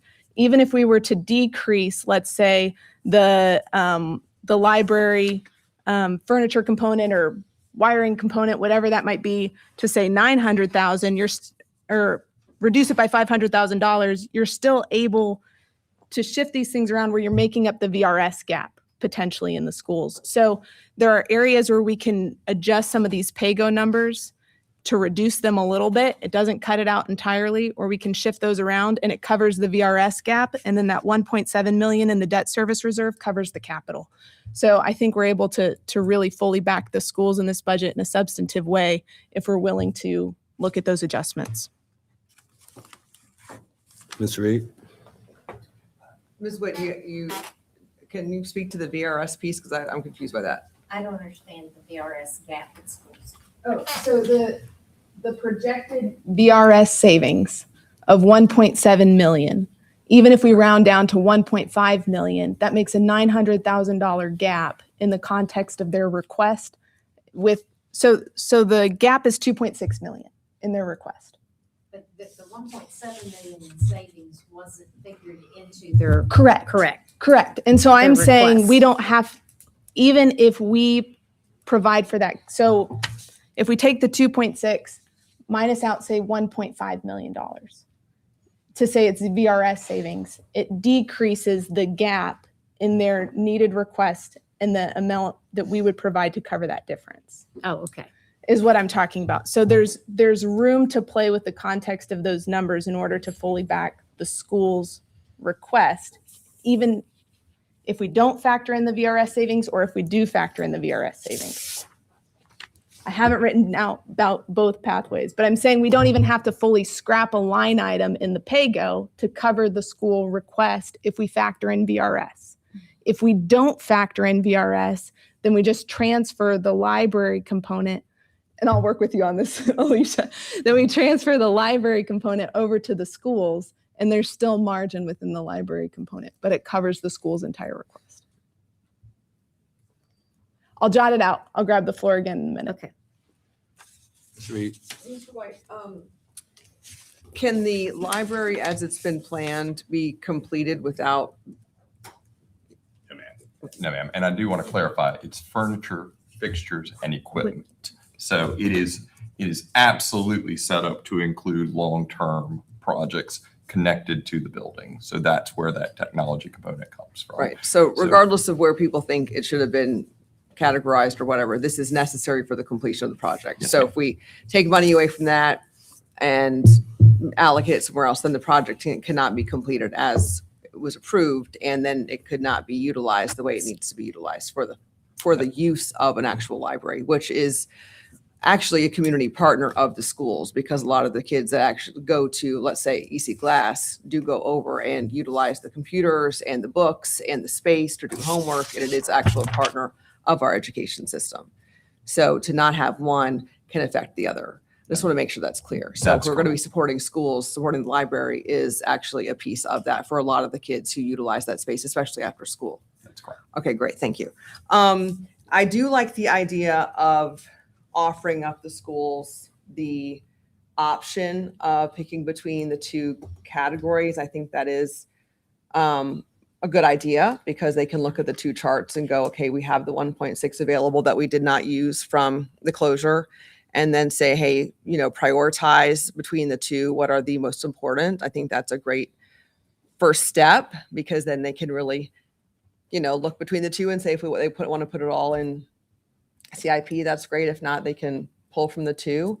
And I think that's wonderful, because then they can really take from the top what they need. And I mean, there are really important things on both lists. I mean, all of it is important, but I think they'll be able to look and see what really needs to be done right away and what they can hold off on. So that would be my suggestion. I think that's a great option. Dr. Wilder. Yes, thank you. I don't feel comfortable in taking money from a program we already approved, and then they can't finish it. Just do a half a library. I don't think that's fair to the library system. I understand the importance of a library. How so many people don't have books in the home, or don't have computer access in the home, or don't have a place to meet and things of that nature. So I understand the total relevance of the library. Now I'm the biggest supporter of school systems. I mean, served on the school board for 9 years. I'm probably the only person on here who got kids in the school system. So I am the biggest, one of the only, I take it back, one of the only people who have, but I've served on the school board. Thank you. But anyway, I think it's important. I love the schools. I've been devoted to that. Again, I just think, let the school system decide what's best. And also, we've given them some support in that area. And this is what the service we can do. We can still maintain our library, still maintain our Miller Park pool, the pool items. If some item we weren't approved, we didn't want to do, then we want to take money from it. I don't think that's fair. I don't appreciate that. And right now for the summer, we're trying to figure out what we're going to do for the summer for kids that utilize that pool during the summertime. They have so many kids that utilize that pool for the low cost, for the activities, keeping the kids off the streets and that nature. So we got to figure out what to do during that time period as it is right now. But then we're going to take more money from that and harm more inner city children into their families and for recreation activities. I don't think that's fair, and I don't approve of that. Thank you. Ms. Timmer. Thanks, Mr. Mayor. Go ahead. If we had so much. Now I always say this, and every time we come to the budget, when we reduce expenses like the real estate taxes, it's always going to be an effect. I always say that here's another cost and effect. We reduce, yes, I said it. We reduce real estate taxes and their nature. We don't have as much to work with. If we love kids in school so much, why did we keep the real estate tax the way it is? And we wouldn't be having all these conversations. Thank you. Thank you, Mr. Mayor. Yeah, absolutely. And just so you know, Dr. Wilder, the reason that I highly support having a reduced real estate tax rate is to keep kids housed. Affordability of housing and generational wealth of home ownership. But that's another discussion when we have reevaluations, but it's an important factor in this discussion. The other item I wanted to address in the context of Dr. Wilder's comments is this is not removing money from something that has already been approved, or we wouldn't be approving it in this budget cycle. We approved a CIP in council. We did not approve the PAYGO that is currently before us. They are separate items. They address the same topic, but they are separate items requiring separate approval, which is why we will have 2 readings and vote on the question of that approval. Going back to the earlier point that I very much convoluted, but I appreciate your help, especially in the first round of comments. And I'm going to be redundant again because we're dealing with the numbers and we're dealing it in the context of this PowerPoint. So there's a $2.6 million gap in the school's request. Roughly 1.6 in capital as far as a portion of that gap. So the capital list. That's not part of the gap. It's funded. That capital is funded. Yeah, that 1.6 So that goes to is your funded. earlier question. Okay, that is helpful because that distinction I was not picking up on. So the 2.6 and then there's the 1.2 in one-time funding of the 2.6. Correct. Okay. And then within the PAYGO, and these are the 4 items that I would like us to consider potential adjustments on in the context of the PAYGO. There's the library, which is at, I have this written, 1.4 million. There's downtown development at 100,000. There's the Miller Park Playground at 350,000. And then there is the property toolkit at 800,000. You put those together, it's about 2.6 million. I'm not saying we scrap all of those, but if we adjust them and add in the VRS funding, and we assume, say, the VRS funding is at around 1.5 million instead of the 1.75 million, there's a $900,000 gap that could be pulled from potentially within the context of those 4 line items in the PAYGO. If you assume that the VRS funding will come in at an additional 1.5 million, the actual schools gap to fully fund all of schools' requests, that the full 4.6 or 4,531,000 is $731,000. Can you switch back to that 1.6 million slide? Thank you. So that is fully funded. So if you start with schools requested $4.5 million over and above what was provided last year. Correct. The city manager's proposed budget recommends an additional $2.1 million. Yep. That leaves $2,431,015. Yep. We assume we're going to get $1.5 million from VRS. Yeah. That leaves a gap of $931,015. That $200,000 right there, that school nutrition upgrades, is also part of the operating request. So you have to take that $200,000 out. If you take that $200,000 out, you're down to $731,015. Yeah. Thank you. And I'm tracking with that. I think we can pull that from some element of these 4 PAYGO items. So, yeah. Mayor, I would ask a rhetorical question, and I appreciate the conversation thus far. I would ask a rhetorical question of why the library, downtown, Miller Park Pool, and why the property toolkit are selected, And I would submit to this council that if there's going to be an advocacy for removing dollars to make up some figure, you should pull it out of your own zip code and not the ones I represent.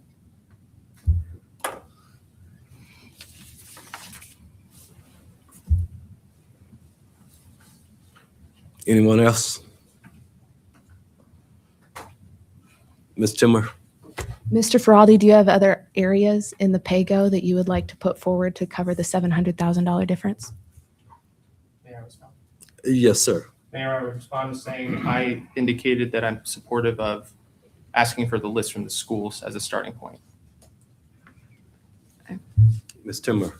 Thank you, Mr. Mayor. And I'd say we've received the list from the schools, and that's why we're having this discussion. But I yield the floor. Mr. Missions? Thank you, Mr. Mayor. All right, so I just want to try to make sure I understand where we're at with these numbers, what we're looking at. So we've got a $1.2 million request not funded that if we found additional one-time funds, we could fund. Okay. On that request is $250,000 in school nutrition equipment upgrades that is duplicative of the 200,000 in school nutrition upgrades on this list. It's 250 on one and 200 on the other. So let's We've- just say we've that it's funded the 250 instead 200. of 200 and 250, and it's not 450. So let's just say, so then that would end up creating an additional 200,000 in capacity there that we wouldn't necessarily need here. So then that brings us down to Yeah, it really makes this, oops, a sorry. million. Yeah. Right? Really 1,020,000. Okay. Correct. 1,020,000. And those are one-time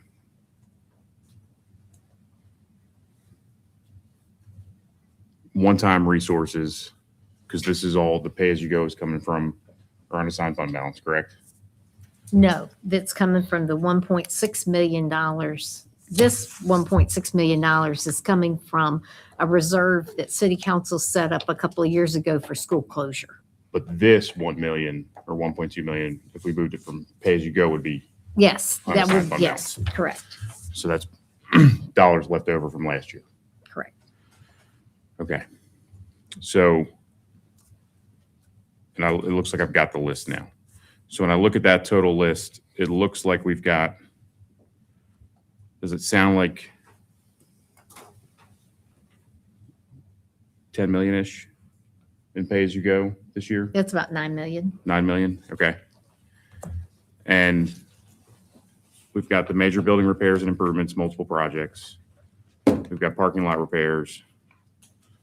Then we've got the public library, furnitures, fixtures, and equipment. And the question I have is, $40 a square foot, what can we do for $20 a square foot? Is there a difference in the what we can do with I'd love to see that detailed list of that, right? Because $40 a square foot for furnitures, fixtures, and equipment and potentially wire, I mean, that just doesn't something. I'm very curious about that. Public transit improvements and bus replacements. I don't think that we can touch that because that's part of their fleet schedule. And they talked about how long it takes to get these buses and that this is just, I think there's some buses coming in that they've been waiting on for that, right?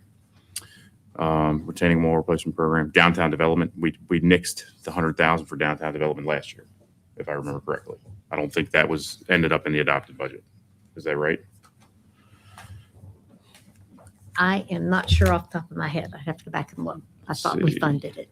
Well,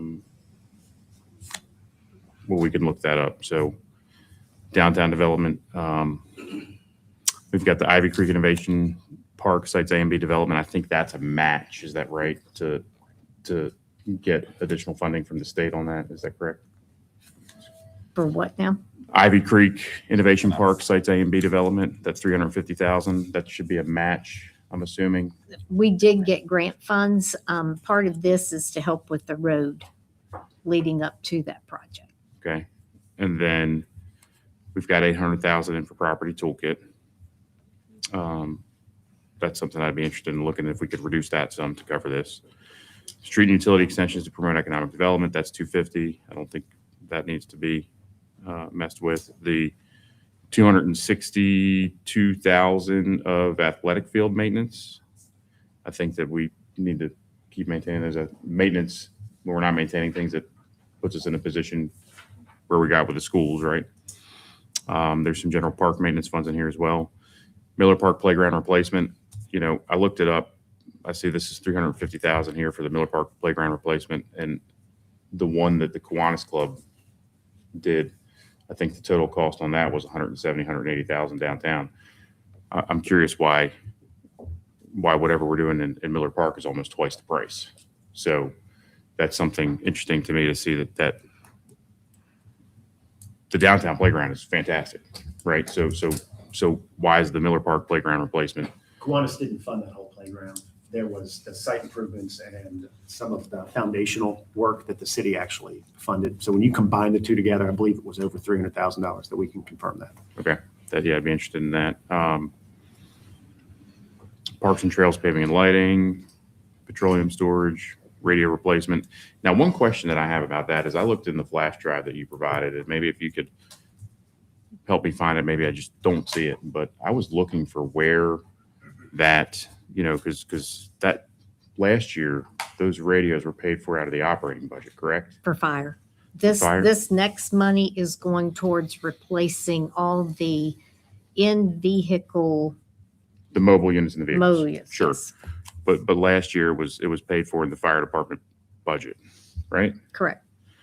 So I'm trying to reconcile where that came from, because in capital and what you guys provide us in the the proposed FY27, there's only 210,000. So where did that $800,000 in radios end up?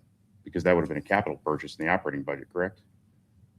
I don't think we actually capitalize radios Okay. because each unit's not valued high enough to capitalize it All right. as such, Okay. technically. But they did have fire reprioritize their needs so that they could pay for those radios out of their operating budget. So, but when I look at what the categories are here that you provide us, you've got obviously salaries, employee benefits, contractual services, internal service charges, other charges, rentals and leases, and then capital outlay. I'm trying to find where that $800,000 would have ended up in there, because it's As far as the actual for 25? the actual, yes, I guess it would have been the actual for 25. Yep. And I'd have to look at that, but because they did identify the funds, and I think before the radios actually came in, though, they may have done a PO which carried forward, which would be part of the amended 26. I think the purchase was made in May. That's what the record I you think provided. the PO was done in May, and then I'm not sure when they were delivered, but it should have been a 25 expense, but I can double check that. Because I've been looking for that expense and I can't find it. That's a rather large expenditure not to be able to find. So that question just arose out of going down the list. Then we've got the Fire Station 9 maintenance reserve, 62,000. Lynchburg City Stadium capital maintenance reserve, 150,000. I think we're tied to that with the franchise agreement. So we have to do that. And then the Snow, Street, and Bridge Reserve, which I'm certain we used a substantial amount of that in this wonderful ice we had this past year. So I think that we probably need to ensure that is replenished. And then obviously the 1.6 for the city capital projects fund, or excuse me, the schools fund. So that's what I see. So when I look at that, there's, I'm seeing the things that stick out to me are public library renovation, downtown development property toolkit, Miller Park playground replacement. When you look at, we've got to make a choice. This is up to us to determine the priority of where these funds go, right? And if we can figure out how to prioritize $1 million in these pay-as-you-go funds across to meet these needs because she said there were needs, right? And I'm glad that they were able to identify one-time funds for these needs or one-time expenditures for these needs, so it's not a structural increase that's ongoing. I think that's creative and a good way to do it. But I do think it's important that we set them up for success. When I look at the things that they've got on here, right? You know,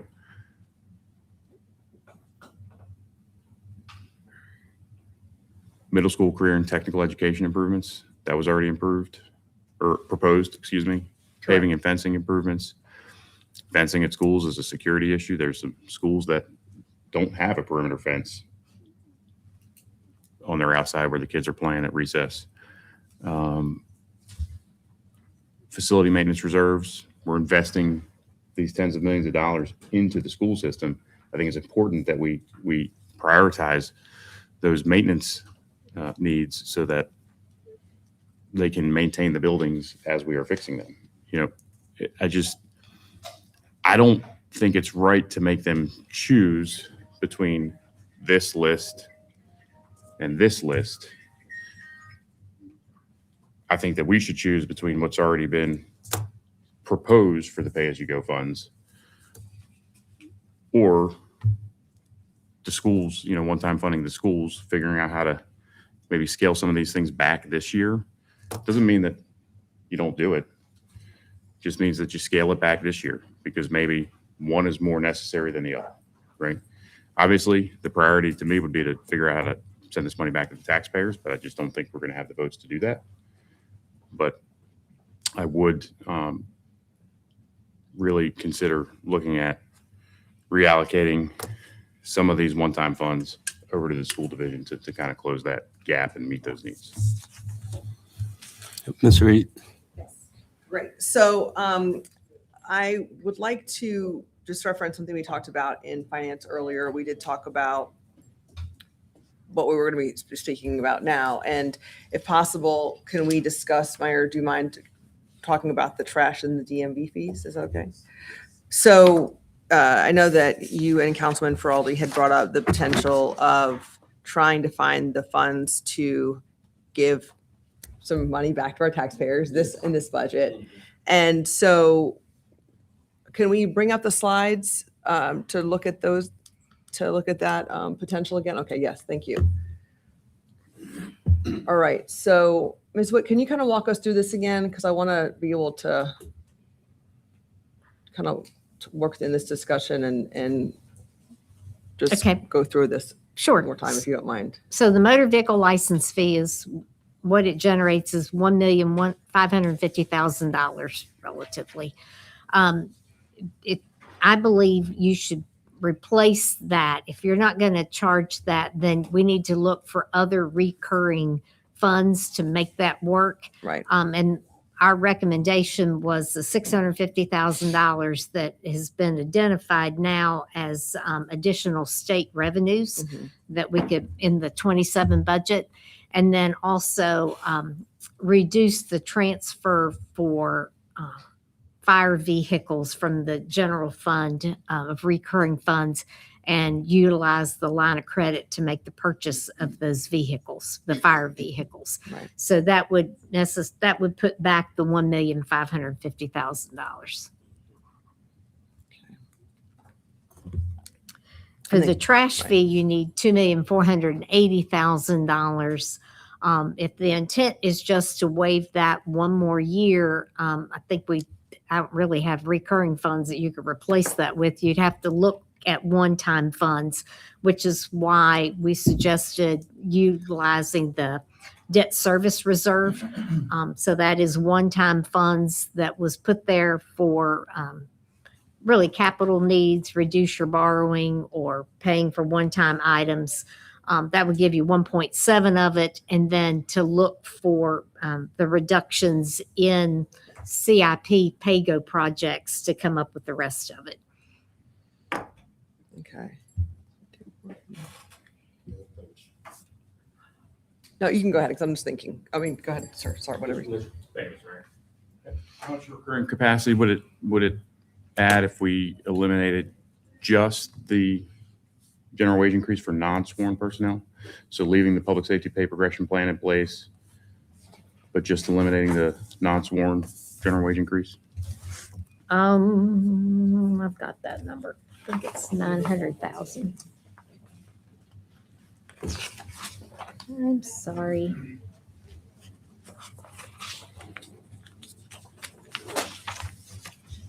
Oh, just give me a second.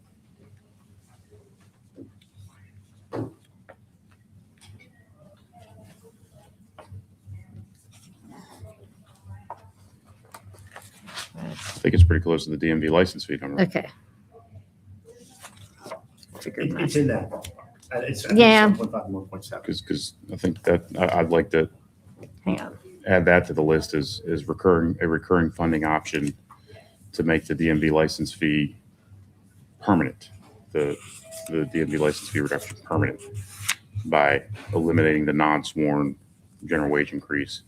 But just to reiterate, keeping the public safety pay progression plan in place. Yeah, I think it's about 1.4 million. I think 900,000 is your sworn. And I can't believe. And it was 1.55, so we're 120,000 off on that. But if we eliminated that general wage increase this year, could we make that the DMV license fees that basically would be That's permanent? recurring funds. Yeah, that'd be It's permanent. $1,432,500. There you go. Is that for all other employees? That would be everyone except public safety. Ooh. Didn't we take away the increase last year too or something? Yep. But I don't think we should. Last year it was reduced from 3% to 2.5%. Yeah, no, we reduced some stuff. Yeah. I don't think we should do it to our employees again. I mean, with the cost of living and cost of gas, price of eggs and water and that's oh my Lord. I don't agree with that. Employees work so hard. Thank you, Mayor. So we had a pretty good conversation about this, and I shared some ideas, and I thanked the mayor at the finance meeting for asking the question about how do we remove these fees. I shared a similar desire to have them removed completely, albeit maybe in a bit more of a disciplined approach over the next year. And we had a pretty good conversation with Donna about how we would implement that in fiscal 28, since we've done this over the last number of years. I don't like saying it this way, but I'm just going to be candid. For 26 years in the 2000s, being the 20 teens and the 2020s, city employees went for a very long time without seeing any increase, one of which is on this dais. Now, that was under a different mindset, different leadership. It was a more Democrat-minded council that didn't see that, and that's a price that we had to pay. We lost a lot of good people because we just didn't fix that. And Mayor, I don't think it's wise to cut it out entirely. By the calculations I had with staff, 0.5% it comes out to be about 280,000. I don't think we can do a cost of living adjustment every single year. I want to clarify that. And I don't think that's necessarily prudent. And yet cutting it out entirely, I would wager to guess, Mayor, that that's not a question that's been asked to staff about what would that look like? What's the impact?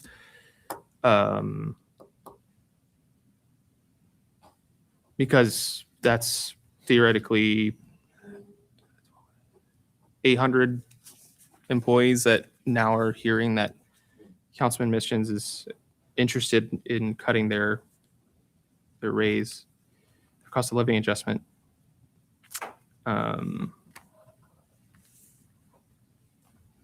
It's a really crummy way to go about it, to be honest with you.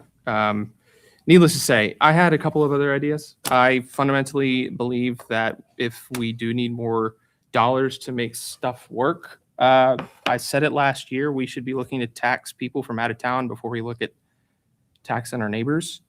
I floated a couple of ideas, one of which was the hotel tax. Got laughed at by some of my colleagues and some members of the community, and that's fine. That's part of the process. And yet I would point to our neighbors just down the road. Campbell County just did exactly that, actually. They just increased their hotel percentage fee above ours, mind you. So I think maybe they heard a decent idea and ran with it. If we need more dollars to make this work, and prioritize a number of different things, that's something I, again, submit. We shouldn't be looking to $10 a month on those we represent. We should be looking to folks who are not from here. 1% on the hotel tax is $580,000.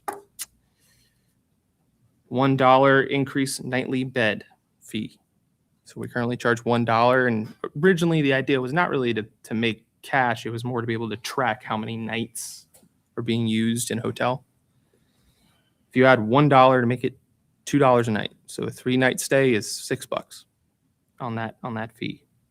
That's another $430,000. My point in sharing all this is if you go down 0.5% on the cost of living adjustment in an economically hard time for the employees, if we considered a $1 increase on the beds per night, and if we considered a 1% hotel tax adjustment, collectively, that's almost $1.3 million. I'm just trying to say, like, there's more ways to go about this than just going right for the jugular of the single mom working in human resources or something like that. And we need to fully explore all of the different options that are at our disposal and not just that. So we've asked for more information to be shared, and I'm looking forward to that conversation. And I'm looking forward to figuring out how we do get rid of this. So, thank you, Mayor. Mr. Missions. Thank you, Mr. Mayor. So, one of the questions that I had also asked that wasn't really fully answered was about the other structural pay increases that happened not in this current fiscal year, but also the previous fiscal year. Because it's pretty obvious when you take the spreadsheets that you all provided that there were some major structural pay increases that happened across the city, not just in the city manager's office. So when I look at that, that's not happening for our citizens. Our citizens aren't getting 2.5% cost of living adjustments every year right now. It's not happening. I think that we've done a good job with city employee salaries. The largest issue that we had in retaining people was in public safety. That has largely been fixed or is being fixed with the progression plan, which has to remain in place because losing experience in public safety is exponential. And we just don't want to see that. But, again, that question really wasn't answered because if anybody's receiving any kind of structural pay increase during the year, they shouldn't then also be getting a cost of living adjustment at the beginning of the next fiscal year. You're doubling up on salary increases there. And that happened without this council approving it. It's very obvious that happened. All you've got to do is look at the public records you all provided. So I would like to know, one, how many dollars in structural pay increases occurred in FY25, and if any occurred in FY26, what the total dollar amount of that was that aren't part of the general wage increase. And let's make it FY24 while we're at it too, because these decisions should be brought to us. I know you two remember the Corn Ferry Bay study. Mr. Patrick and Mr. Bender weren't here. Who approved the decision of implementing the Corn Ferry Bay study? I don't. Well, council approved the paying of it, Correct. and then it really was never implemented. But it was an implementation that was made by a council vote. And in the last 2 or 3 fiscal years, there's been structural pay changes across the city that haven't been brought before this council. And when structural pay increases happen, that drives up that operating need permanently. So I'd like a full detailed examination of where that's happened, FY24, FY25, and then also if any have occurred or are planned to occur in FY26, above and beyond the approved cost of living adjustments. I think it's critical that we see what's happened there. And I still think that, we should consider looking at that, not touching the public safety pay progression plan, but just put it on the list. We need to look at reducing spending, not increasing taxes elsewhere to offset our need to reduce spending. Tax and spend policies, no good. We need to focus on reducing the spending, putting our citizens first, and reducing the burden on them. Ms. Reed? What were you just referencing? What was that town council never actually took action on? Corn Ferry Council voted to pay for the study, and then trying to implement it, which we never had the money for, but whatever was put in, that became the COLA or the years of service funding. All that was part of the budget. It was approved as part of the budget. Just to be clear, Corn Ferry is a consulting firm that completed a compensation study on city employee pay some Correct. number of years ago. Right. Okay, the request that was just made about, so we were still a city manager form of government at that point, so it's council manager form of government. So it was and still is now the manager's prerogative and in his purview to approve pay increases as he or she sees fit without the permission or the approval of council, yes or no? Has that always been the way? Yes. Okay, As so, long as it didn't require additional funding. correct. So I'm not exactly sure what's being asked here. That needs to be, that's never changed. It's never been different. So I'm not exactly sure what's wrong here. That needs to be presented for approval or examination, except for that managers have done their job in the past per what they're allowed to do and continue to do. Mr. Friedman, am I wrong? No, council appropriates money for particular purposes, and the manager, upon that appropriation, the approval of the budget or an amendment is authorized to expend it. Right. So demanding that things be turned over for examination unless something was illegally done and outside the purview of the manager's office, I'm not exactly sure what we're being asked to turn over here, or y'all are, and what the purpose that has to do with anything in the budget that we're discussing, Mayor. So, Get people's hopes up.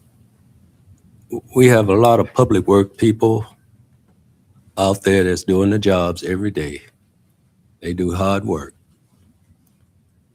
And it's been mentioned that they was going to get a cost of living increase this year. And to go back on that, that's a smack in the face. Because a lot of people, when you promise them a raise, make plans. They make plans to use those funds, no matter how great it is or how small it is.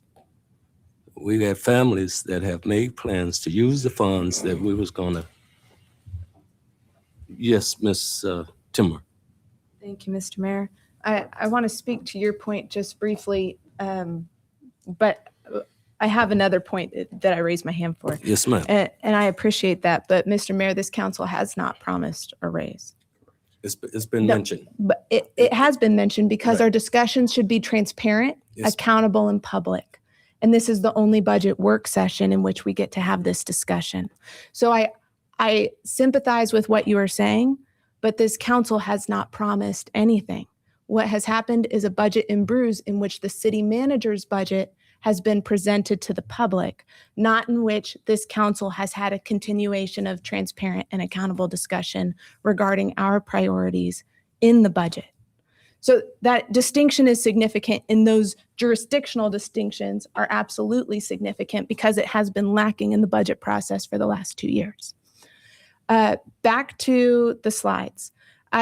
And this is coming out of finance today, so I would love to have a discussion and understanding of where the chair of finance is in pulling these funds for these specific purposes, since this is coming out of finance. So if you're comfortable, Where it's not coming out of finance. We just had a conversation related to this. okay, that's helpful because this is, again, I don't have these slides yet. This is the first that I am hearing about this discussion. It came out of finance today.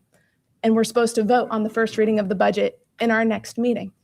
So when we're looking at this and we're trying to bring our priorities to the table in the one work session that we have regarding the budget, I would welcome understanding, if you're comfortable sharing, where our colleagues are in regards to the trash fees and the DMV license fees. And I specifically ask, and I'll put my cards on the table for a number of reasons, but one being, would we rather pull $700,000 from major building repairs, or would we rather pull this from the question of the property toolkit, or the playground, or the downtown improvement, or the library? Because we have a deferred maintenance problem. So if we're looking at pulling from pay-go funds for these purposes, why is that taboo in the discussion of special education, alternate education, and nutrition? It isn't compatible. So help me understand where this is coming from, where y'all would like to go with it. I'm happy to negotiate on this. I think there's opportunity here, but I would welcome having a real discussion on that because, again, those are incongruent kind of lines of thought from where I'm coming from. So help me understand it.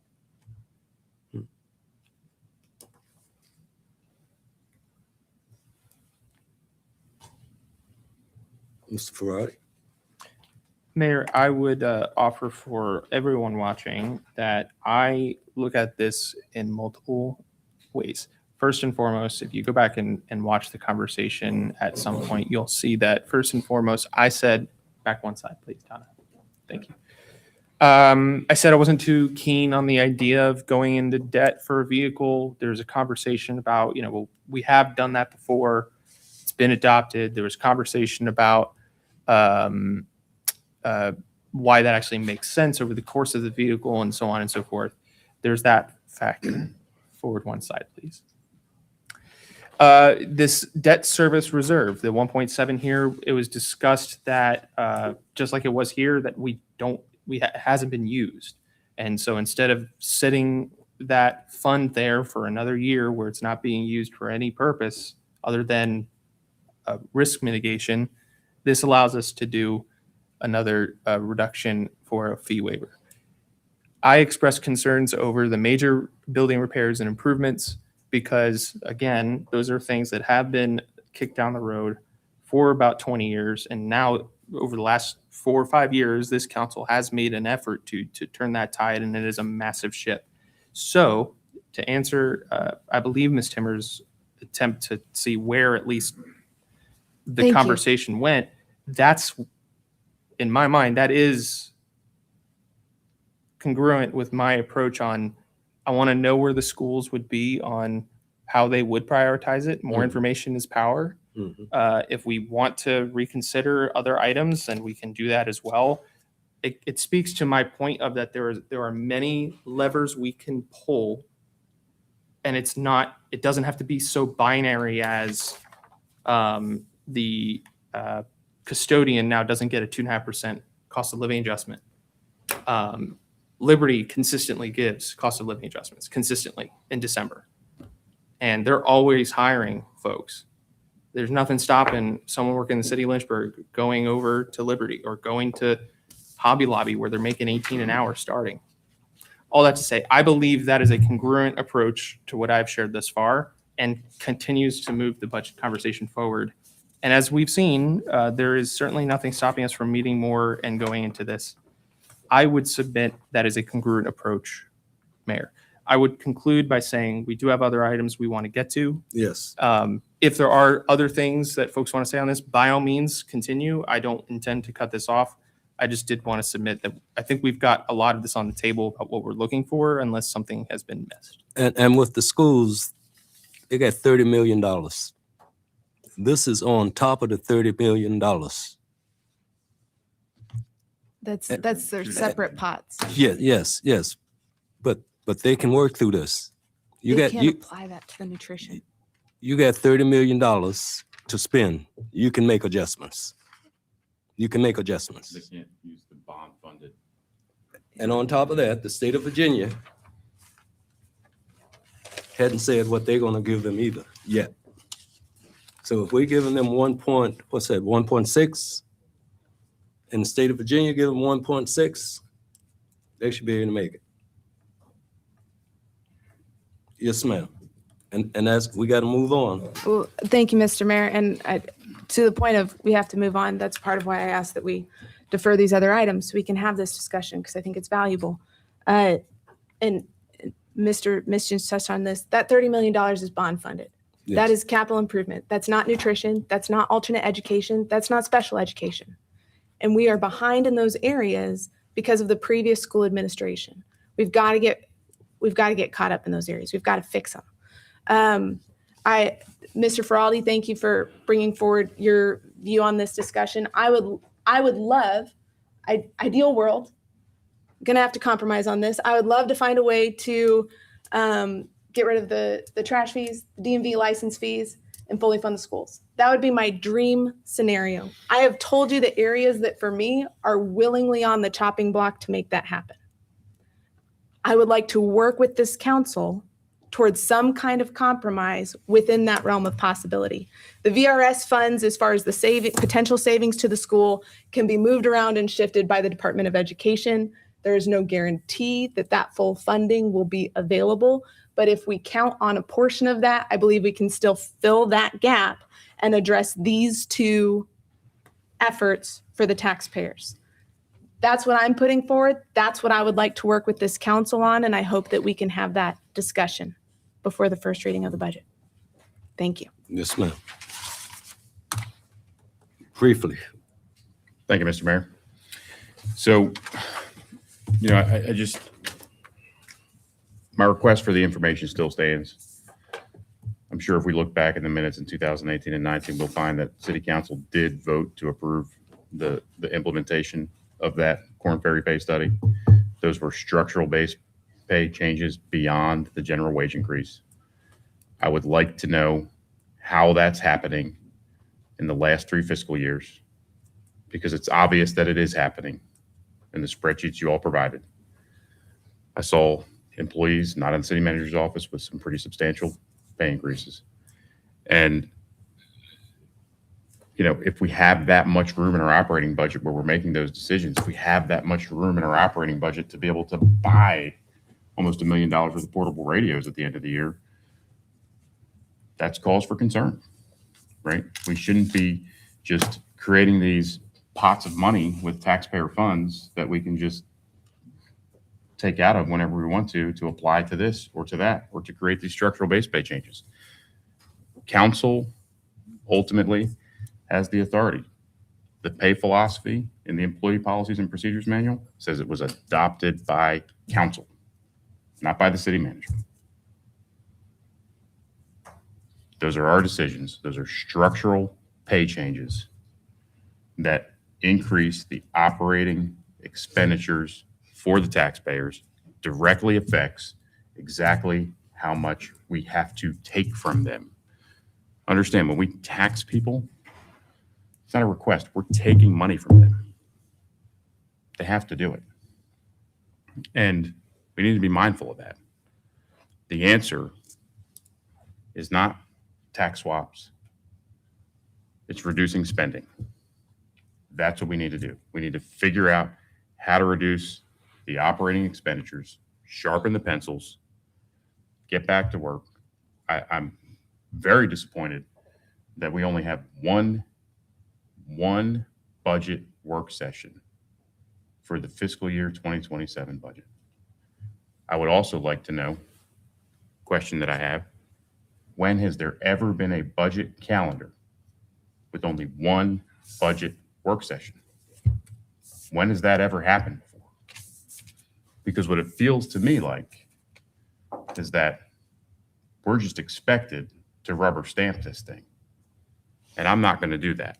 I'm not going to rubber stamp taking more money from our taxpayers. Well, you know what to say about assumptions. So that's where I'm at with it. We need to figure out how to reduce some of this spending. I'd like to know how some of these decisions were made that have put us in this position and increased the structural base pay of so many of our employees. And when I get answers like, let me see what it said here. The clarification was addressed in the city manager's letter to council on February 24, 2026. It was not. I asked a very specific question that was never answered. And I'm not going to tolerate being dodged with specific questions that deserve specific answers, because I asked those questions on behalf of the taxpayers. Thank you. Moving on. Number 4, report of graves at the end of Smith Street, Lynchburg Union Cemetery. Mr. Ted Delaney.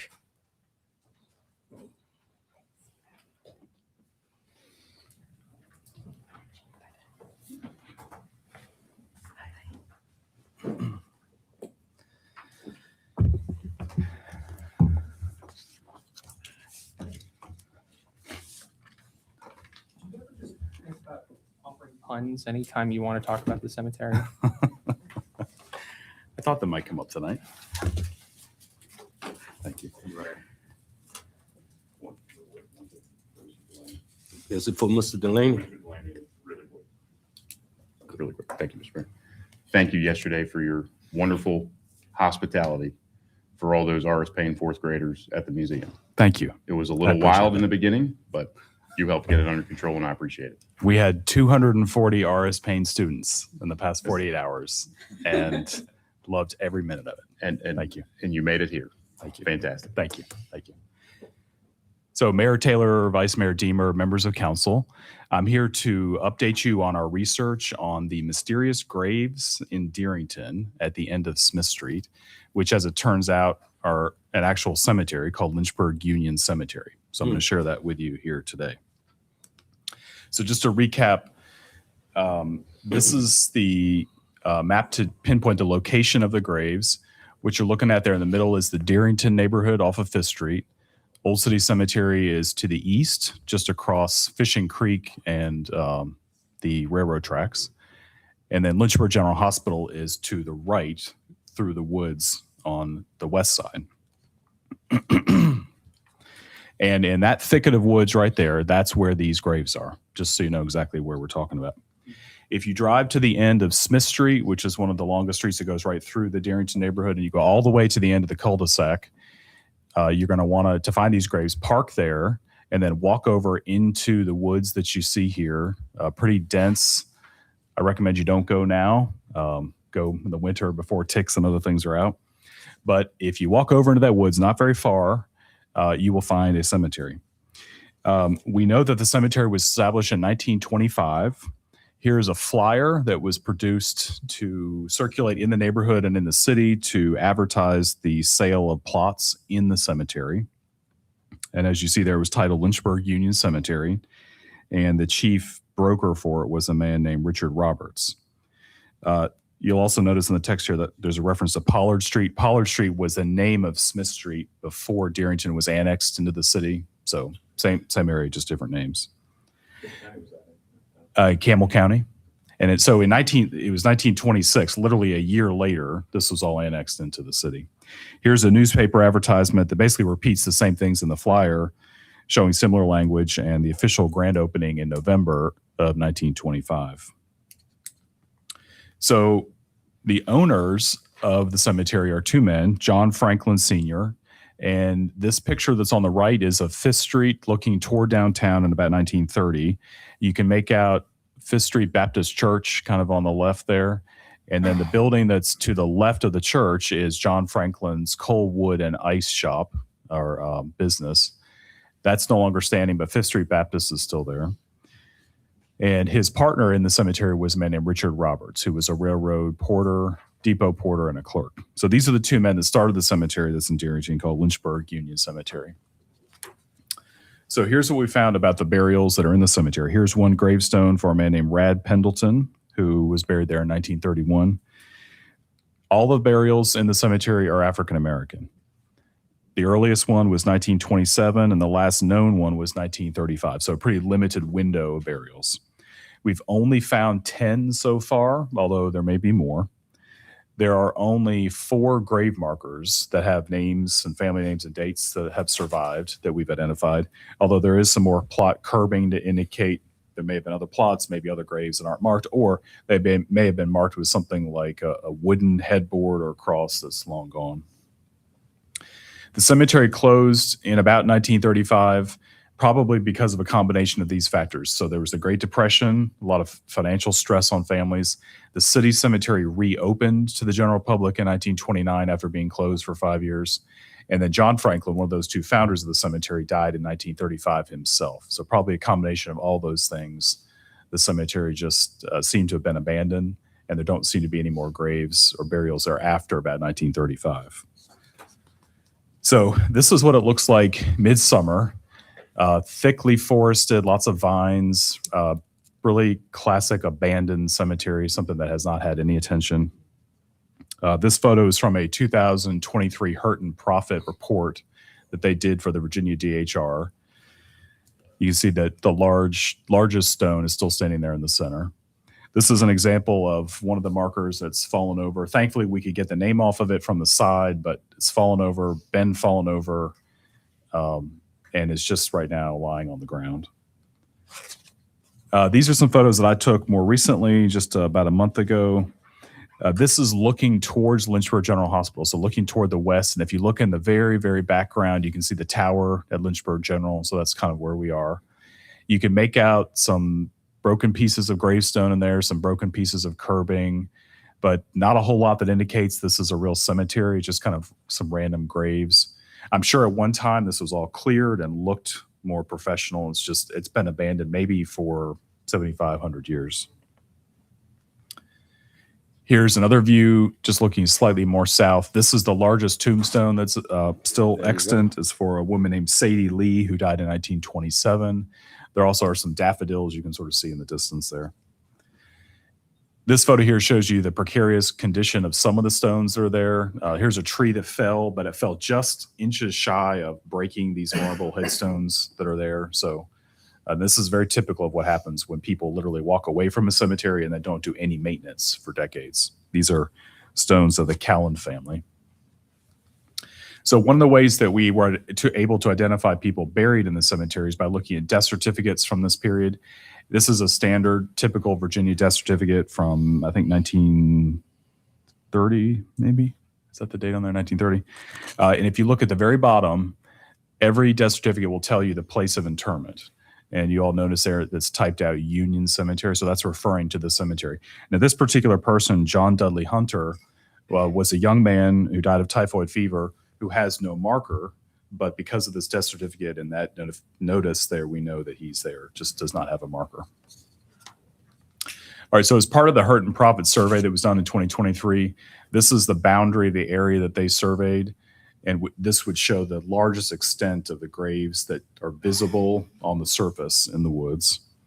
If you overlay this with the city's GIS parcel viewer map, this shows you the parcel lines. And then if you add owners' names, owners of those parcels, that's what you see here. And so what we're talking about, the graves we're talking about, lie pretty squarely in the center of this block, totally forested now.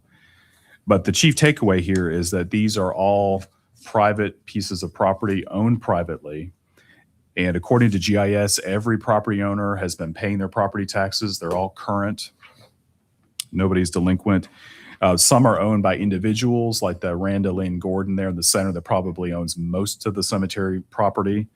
That's an individual, but others are entities like a law firm or an estate representative, most of which are out of this outside of Lynchburg. I think a couple are in Texas, a couple are in North Carolina.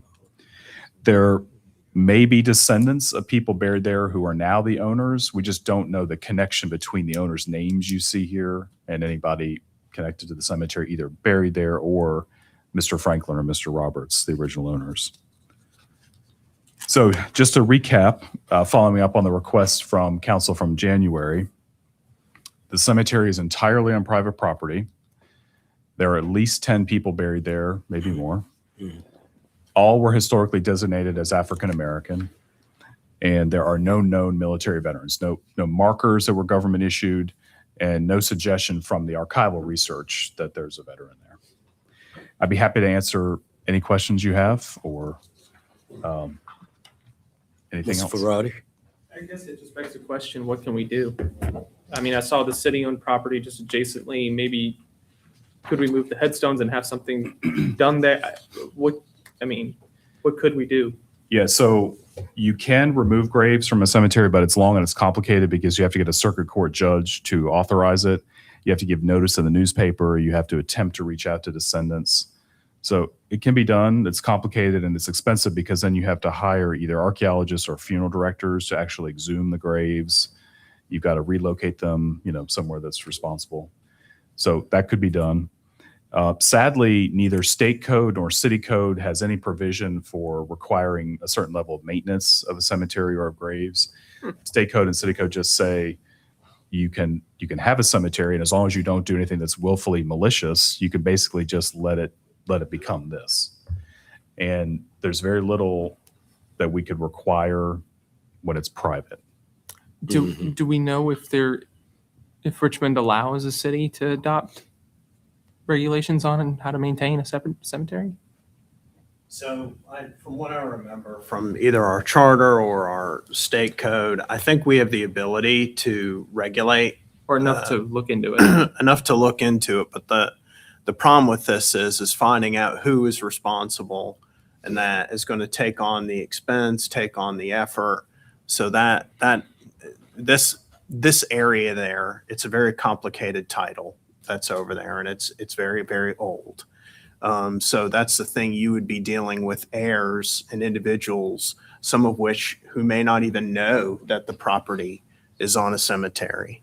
So if it is something you all wanted to look at as to what can be done for, preservation or whatnot, just like Ted said, that's an option, but it's going to be expensive, and it's going to be a process we'd have to look into and bring back. Well, I would just conclude by saying we should at least know what the options are, so we can make an informed decision. I mean, there's people buried there, and it looks terrible. So we should look into it. Not saying we do X, Y, or Z. I don't even know what the options are or how much it costs, but we should be informed. Ms. Timmer. Thank you, Mr. Feraldi. I agree with Mr. Feraldi's sentiment on this. And Matt, you touched on this, but we don't even know if the owners know that there's a cemetery there. So I'm wondering what outreach has been made or can be made to the owners of the property to engage in a discussion to just understand where they're at with it. If it is a descendant, if it's not a descendant, what interest they have in the property. I'm sorry. We have the addresses from GIS and from the assessor's office. It's a mailing address, so we can certainly reach out. I guess that there's no guarantee that they'll respond. They might think, oh, the city is poking around about a cemetery on my property, and they may not be interested, but that's certainly something we can try. Okay. And also, thank you for your work on this. Really appreciate it. You're welcome. Ms. Reed. Thank you. So two things. One, I know that Ms. Dyke Harsley had asked questions, so of course we want to let her know the historical information that we have found so far. I think that was who originally asked the question, so I'm sure she'd be interested to know this so far. But also, if maybe we also simultaneously look into some African-American historical societies that may have funding, like grant funding, that might be willing to help in whatever preservation opportunities that would be available, because there may be some money available in some type of grants for this purpose. Yeah. You know? Yeah, good idea. Dr. Wilder.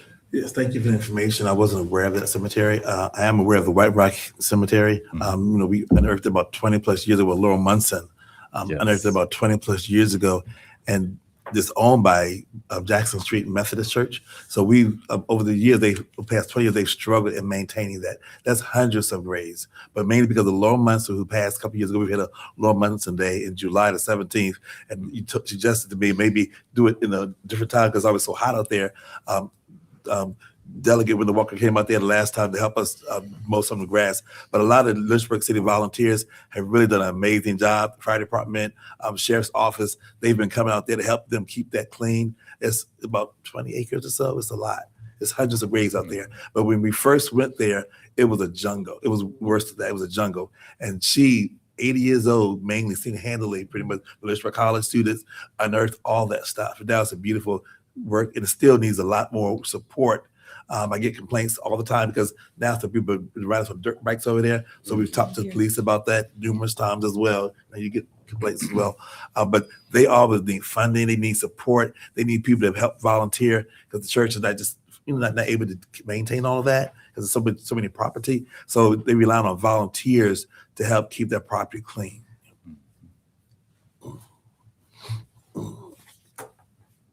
Okay, thank you, sir. You're welcome.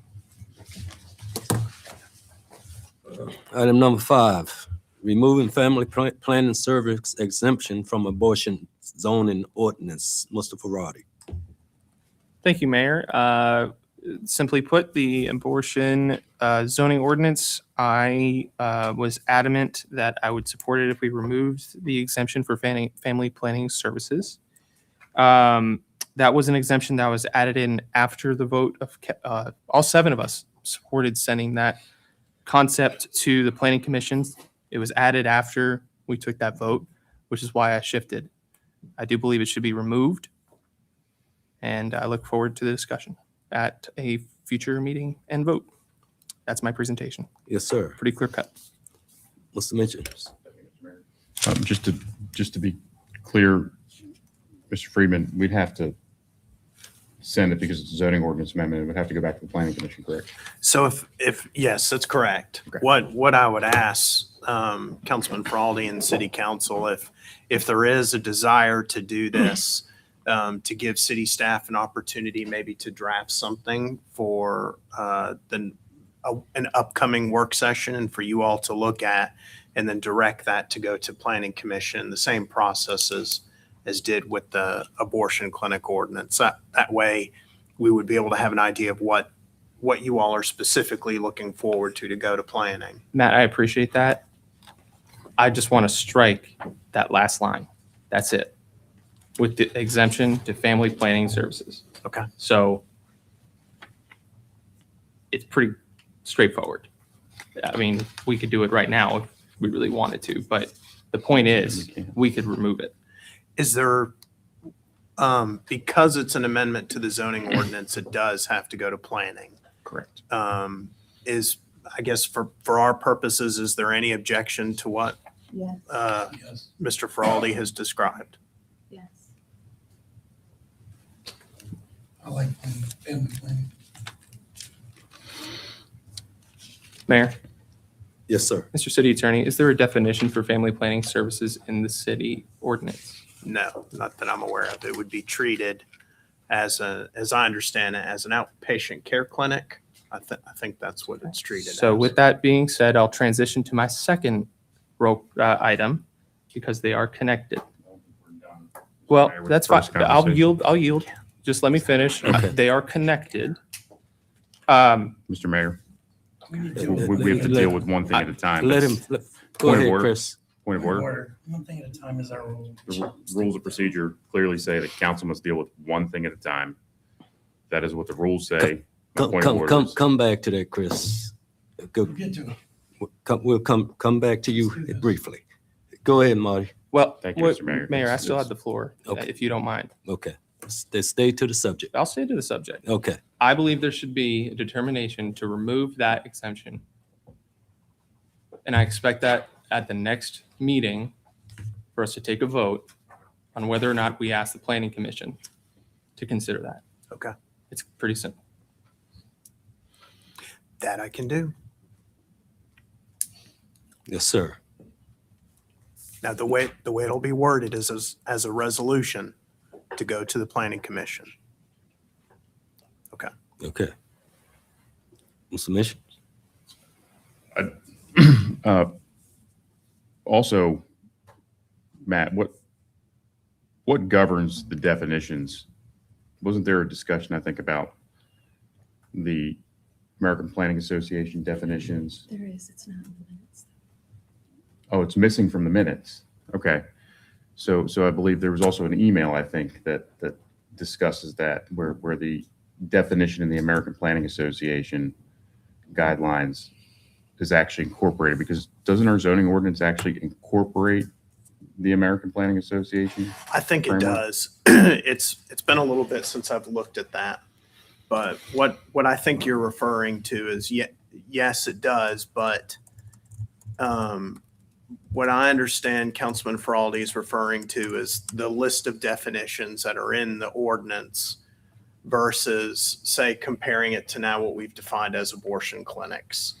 So that is what I understood that to mean. But yes, it does incorporate in there, and I do think there's an administrative code section that may define family planning services as well.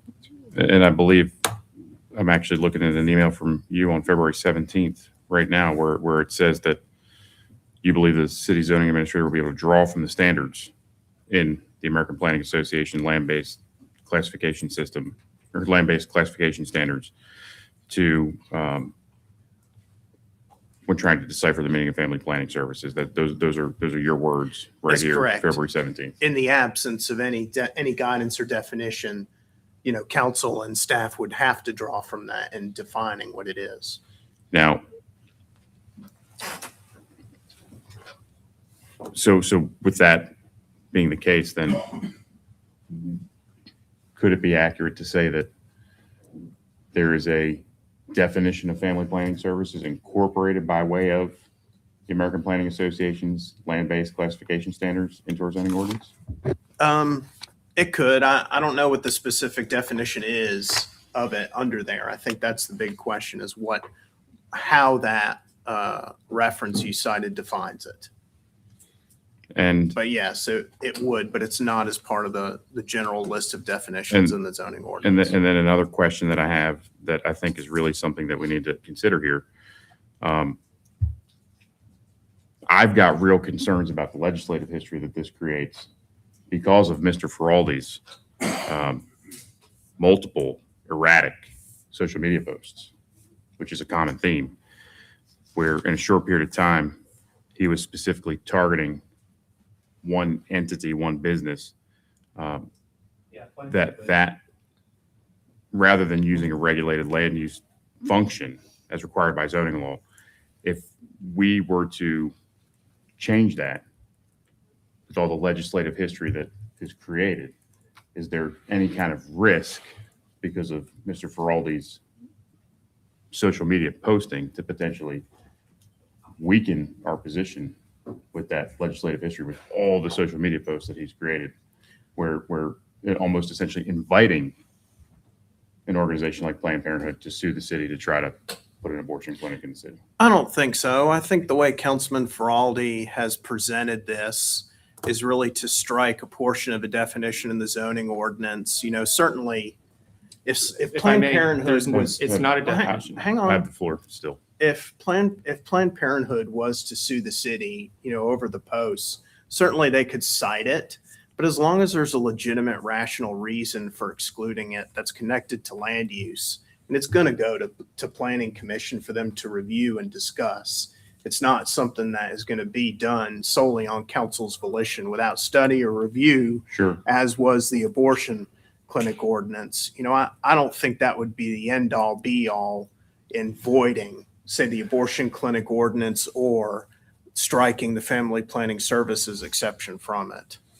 I've just got some concerns that we could potentially weaken what's in there by changing this. And I'll be requesting an opinion from Mr. Hetzler, who's a subject matter expert in this, to provide to all the council and publicly, and that way we can include that with the record whenever the decision is made next week. Understood. Or in 2 weeks.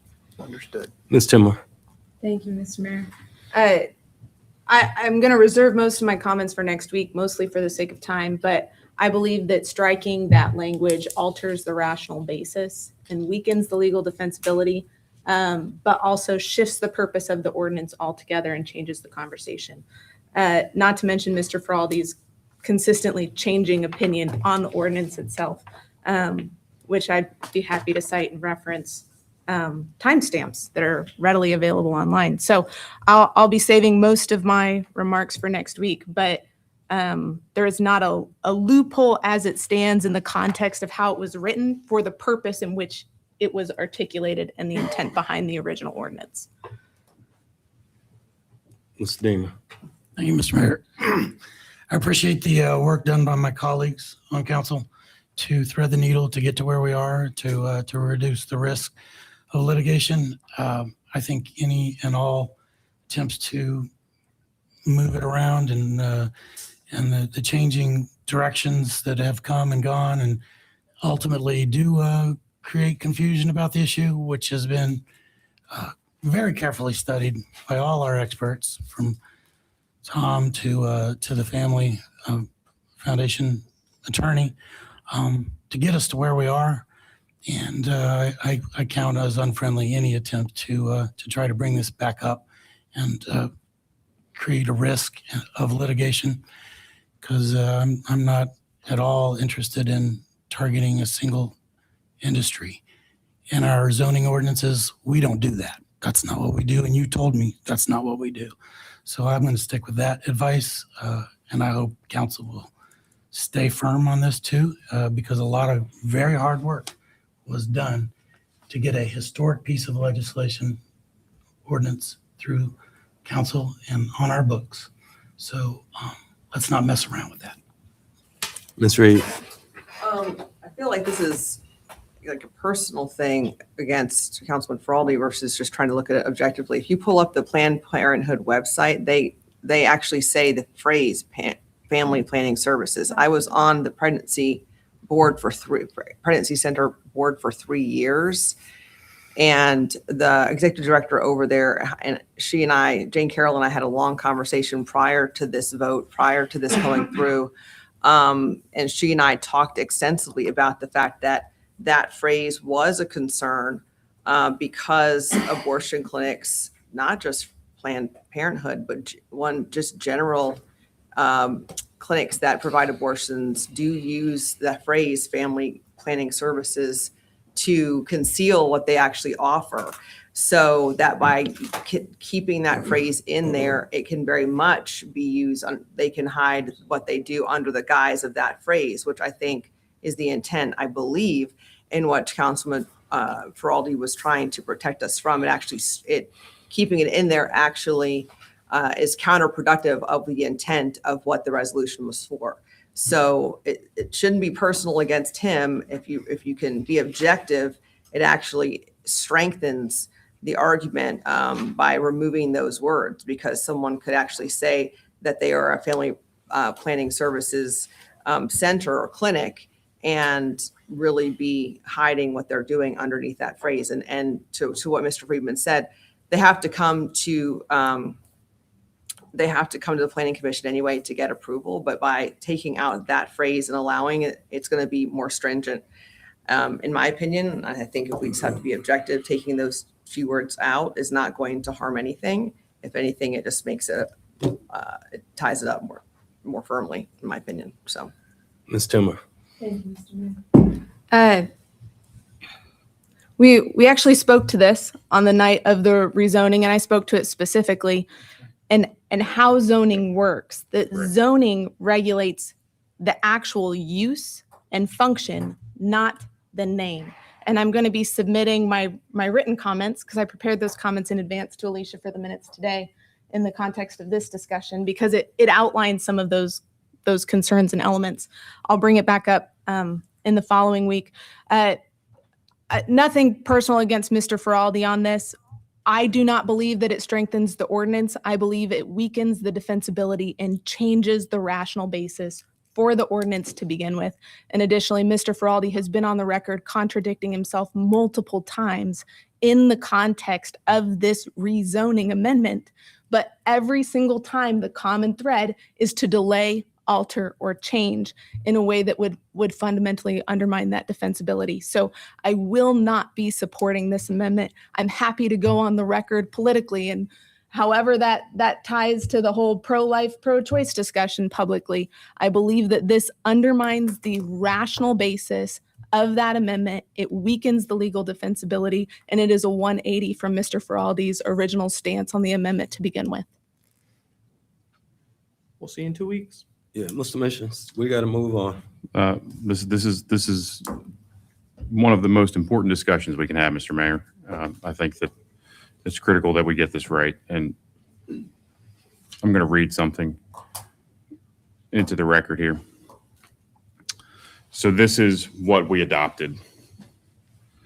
Definition: the following terms shall have the meanings established in this section unless specifically modified by the provisions of the applicable section of the zoning ordinance. 1, abortion clinic means a facility other than a hospital where any person administers to or causes to be taken by a woman any drug, medicine, or any other substance other than contraceptive methods that are approved by the U.S. Food and Drug Administration, or use any instrument, device, or means with intent to knowingly destroy the life of an embryo or fetus in his or her mother's womb, but in all cases excluding family planning services. The definition covers everything that could be done to perform an elective abortion procedure. It doesn't matter what someone calls themselves. The use is based on what is done on the parcel. Is that correct, Mr. Friedman? That's what you're regulating is the use on the parcel. Right. So to try to, I understand that there are people that voted against this in this room that probably didn't want to. I understand that there are people in this room that didn't show up for the vote that probably wanted to. And, you know, this is not, I feel like this is, and point of order, Mr. Mayor, I'd appreciate the profanity from Mr. Feraldi to just. You know why she wasn't here. Chris. And addressed his Mr. Mayor. inappropriate comments about why Ms. Reed wasn't here, and he knows better. Nothing inappropriate about what I said. She actually Fact- has a job, and he may Fact not. is a fact, Mr. Mayor.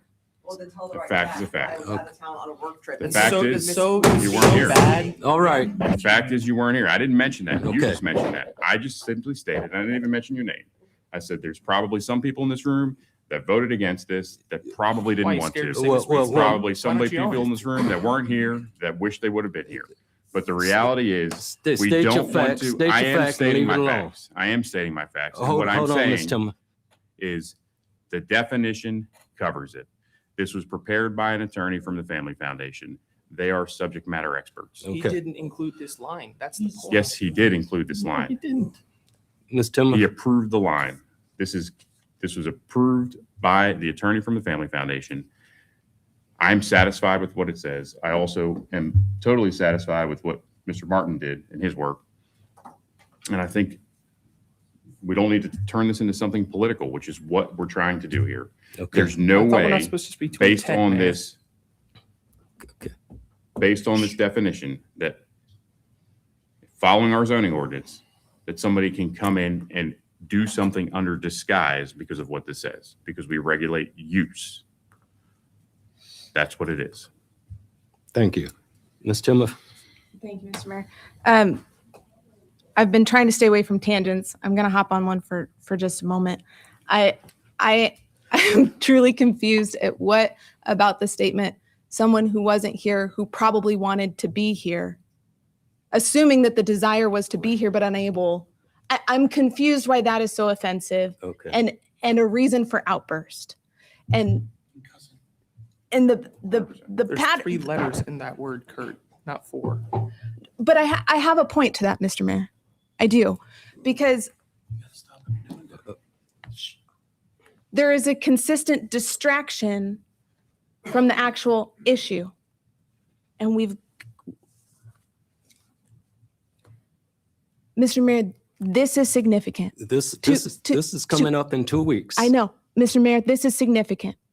To unravel this and reopen it when there has been 180 changes, and we're looking at the May 30th primary, Point of order. I thought we're not supposed to do politics on here. to rewrite. Point of order needs to be addressed, Mayor. Fine, rule on it, and I'll move on. That's So fine. I won't. Don't mention May But 30th. the timeline's significant. Just don't To mention May move on. 30th. Talk to your point about the abortion thing. To reopen this when there has been a 180 change on perspective, when there are legal opinions from experts that are contrary to what we are hearing from Mr. Feraldi, and the upcoming email that I know he wants to open. I don't care, that's fine. But Mr. Mayor, I'm just asking you to pay attention. Pay attention. That's all I have to say. Thank you. Removing attorney-client privileges from email correspondence. Thank you, Mayor. And speaking to this presentation, there's an email from the city attorney, subject line RE exemption, April 28th, 2026 at 1:34 p.m., which speaks exactly why this is important. But unfortunately, I mean this respectfully, it is under the veil of attorney-client privilege because it is the city attorney's opinion. Now, if this council is so adamant to be transparent, so adamant to be honest with the folks we're supposed to be representing, and so people can understand why the previous item is so important, vote to release attorney-client privilege on this email. Now, I'll note, Mr. Mayor, we've had experience on this council where instead of doing this the proper way, like I'm doing, by requesting we release attorney-client privilege, I could have just copied it and posted it to Facebook. I could have just done it as a press release. I could have just released it and say, gotcha. The contents of this email from the words under B, and I promise I'm not sharing anything, but it's just so we all know for the record. From the words under B through the parentheses of federal, state, etc. So it's not even the whole email. It's just a few paragraphs, and it speaks exactly why I'm seeking to remove this exemption, because there are holes in what was adopted. What I voted to send to Planning Commission is different than what came out of it, and removing this exemption, which is spoken to in this very email, makes it very clear cut. If you don't want the public to know, then vote against it. That's why these two items are so important. We'll see in 2 weeks.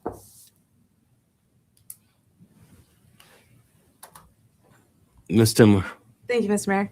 I have no issue releasing the email. I actually am, well, I think Mr. Missions will speak to this in a moment. I have no issues opening the email and attorney-client privilege.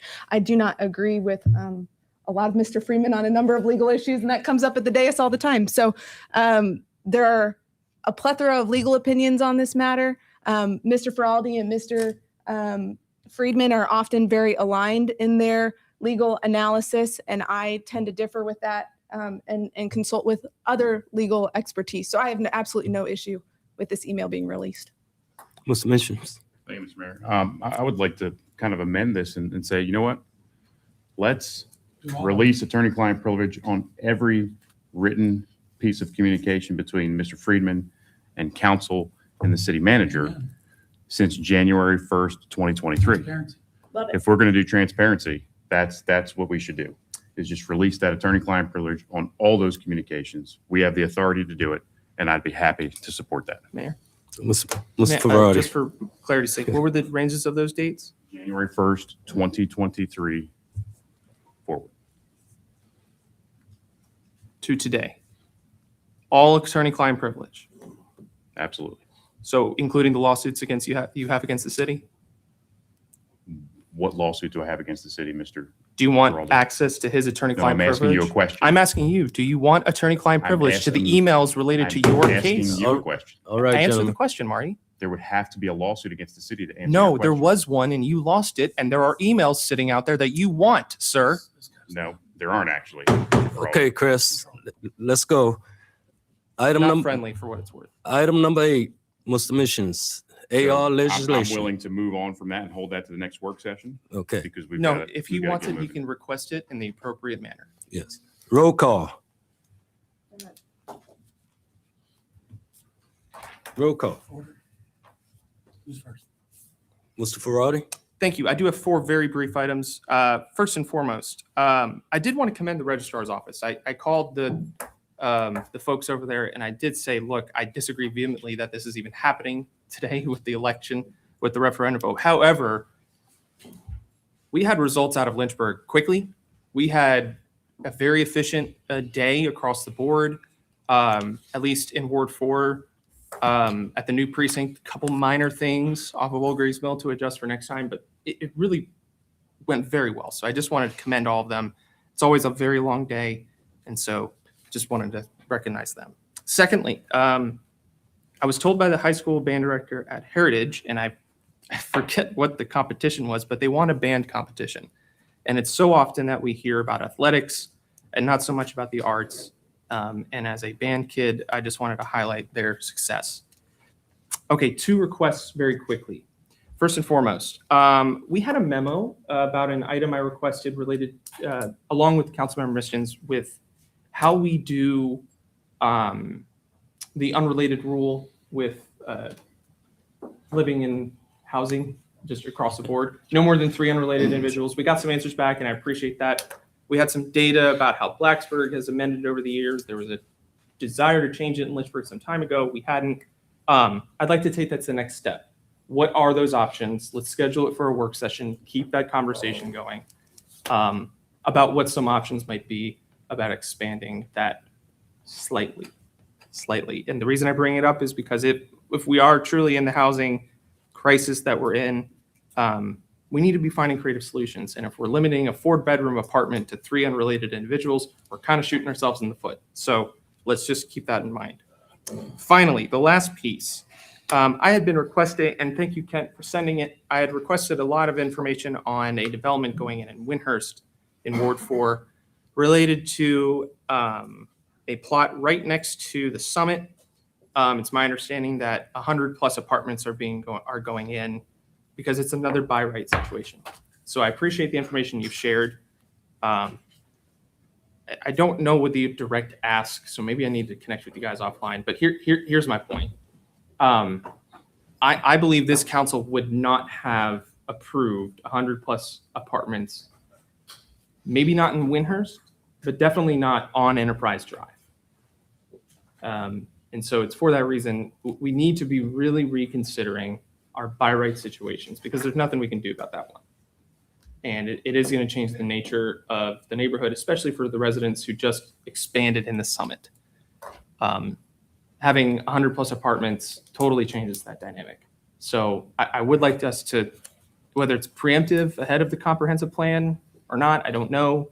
I'll connect with you guys, but to my colleagues, this is something that we do need to address.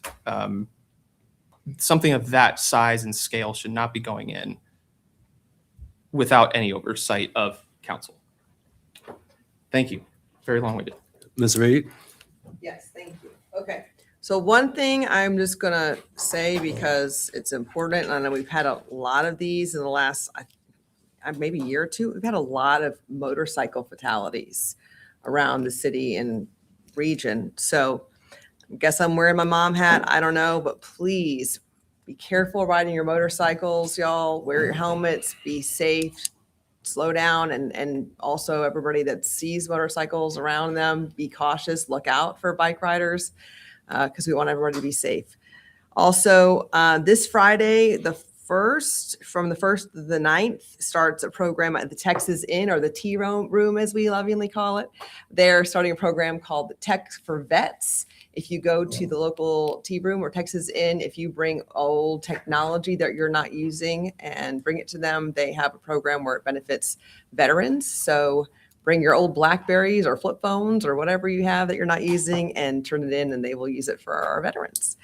Also, I want to thank Liberty University for participating in LU Serve Day this last Saturday. They were all over the city. You probably saw lots of young people with red T-shirts around the city. I know we had them over at the Boys and Girls Club doing some really helpful things for us. And I know we had them over at the Jubilee Center. They were all over the place. They were picking up trash off the streets in the city, and we're cleaning up the cemeteries, and it was wonderful. So thank you. There were thousands of Liberty students helping us out. So we're grateful for your help. They do that yearly, and that's wonderful, out of their Office of Spiritual Development. So thank you, LU and students. And then lastly, the Boys and Girls Club of Greater Lynchburg is going to be launching a reading academy in conjunction with helping out with the literacy movement here in the city to help our kiddos be better readers. So if you are a former reading specialist or current reading specialist and are looking for some extra work on the side, please contact the Boys and Girls Club of Greater Lynchburg at 846-1111 and see how you can help our kiddos read better. Thank you. Dr. Wilder? Just really commend the city for the opening of the amphitheater. It was amazing, especially the gospel choir at the beginning. They did a fantastic job. It just looks beautiful, the attraction. Also on Facebook, I've seen the thing about all the events that happen in our city for the month of March. So we have some great entertainment coming outside, all in our communities outside and indoors as well. So I want to commend whoever the person is. I think the visitors, I believe, did that. So I want to commend them for doing their project. Only question I've gotten a few questions about the chair policy at the amphitheater. Just give me some information so I can kind of help better explain that. I think I've seen something on Facebook about the hazards and uniformity or whatever. Just, I need something better. I think it was like $10 rental fee or whatever. People said it's a little high. So I just need some little more information so I can get back to people that keep asking me that same question from several different people. Thank you. Appreciate it. Ms. Timmer? Thank you, Mr. Mayor. I had mentioned a couple of these before, and I'm sorry if I missed staff responses. The Lakeside Drive stretch, and I know it includes Bedford County, but if there's opportunity to look at speed reduction and talk to Bedford County, really about that stretch where you're, especially when you're coming back into town from the Windhurst area and you're coming back into central Lynchburg through Bedford, that stretch where you're passing the Starbucks and coming down past the Ace Hardware, there's that blind rise. And even this morning, there was a large accident there. I hear about accidents there all the time. So that stretch, if we can talk to Bedford County, if we can reduce that to 35 or something in that area where those blind spots, and there's a lot of in and outs with businesses, I'd like to explore what we can do in that stretch. This is actually a request from a CVCC student to understand better the timing of the implementation of the new streetlights, because in some of the intersections you have the new light masts going in, but they're covered, and you have the old lights still functioning, and there's just been some confusion around where to look, what's happening, those signaling components. So if there can just be some kind of if there's opportunity for a brief response in PDC or something where the student can come and participate, because that was their request, that would be awesome if there's that opportunity.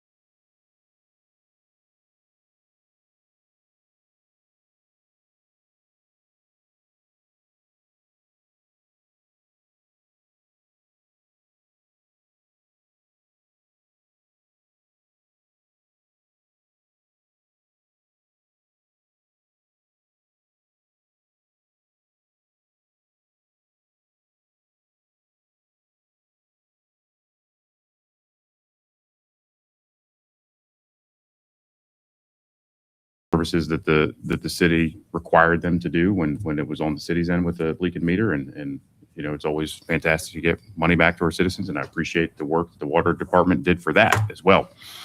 But I've got, Mr. Mayor, a serious question for the city manager.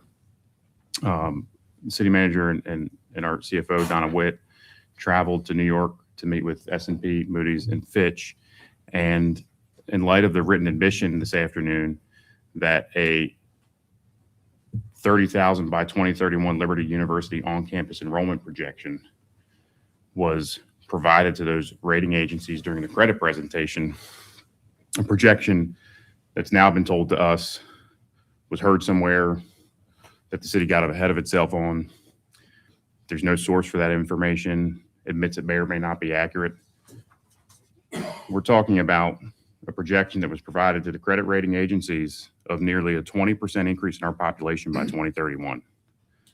That was published in an S&P report, that was published in the News in Advance, that people looking to invest in our city may see that as a signal to, hey, we need to invest within the next 5 years by 2031 for this projected population growth. What specific legal, financial, and reputational risks does this create for the city of Lynchburg? Specifically, is there any potential for SEC enforcement exposure for misleading disclosures in connection with our Series 2026 general obligation bonds? Is there any risk of rating agency action or market reaction now that this unverified information was cited in S&P's public report as a key positive factor supporting our AA+ credit rating? And is there exposure to bondholder claims or increased future borrowing costs? These are questions I think that council deserves to have a written response to pretty quickly, and I think we need to figure out how to correct this information that was put out there, because for that to be out there, that there's going to be a 20% population increase in our city in 5 years, and it's unsupported, we need to know how that happened, and we need to get that corrected. Thank you. Mr. Deemer? Thank you, Mr. Mayor. I've got 3 quick items, and one of them is kind of a repeat from what Councilman just said. First, on the streetlight report from Appalachian Power, we're now past the expected timeline. That report matters.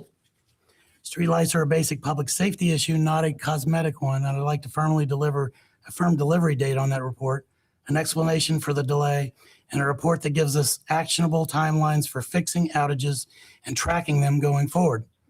Second, I've been getting media inquiries regarding claims of explosive growth tied to Liberty University that were reportedly shared with the bond agencies, council, investors, and the public. I've asked for clarification and supporting data. If anything was overstated or not fully accurate, it needs to be corrected with every group that relied on that information, including our citizens. This is about credibility and making sure the record is accurate. And finally, something positive, Thomas Road Baptist Church is offering full scholarships through their Camp Hideaway and Thomas Road Outpost programs. So local kids can attend summer camp at no cost with transportation included. That's a real opportunity for families here in Lynchburg, and I'd encourage us to help get the word out through our schools and our community partners so it reaches the kids who actually need it the most. It's approximately a $400 week-long camp that the kids can get for free, especially the underprivileged kids. So this is all they need. I've got a stack of them. I'm hoping the mayor and I can figure out some way to get these out to the kids who need them. But if you're watching this on TV or internet, just feel free to contact us because we can help your kids go to camp all the way from kindergarten to 12th grade. So hope you all will take advantage of that. You're going to get a lot of it. It's fine. That's what I want. Item number 9, closed session.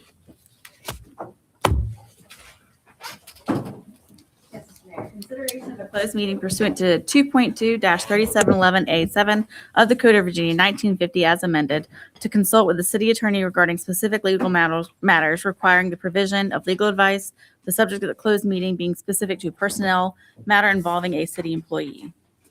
Thank you. May I have a motion, please? So moved. You second? Okay. All right, Councilmember Feraldi? Yes. Councilmember Missions? Yes. Councilmember Reed? Yes. Councilmember Timmer? Yes.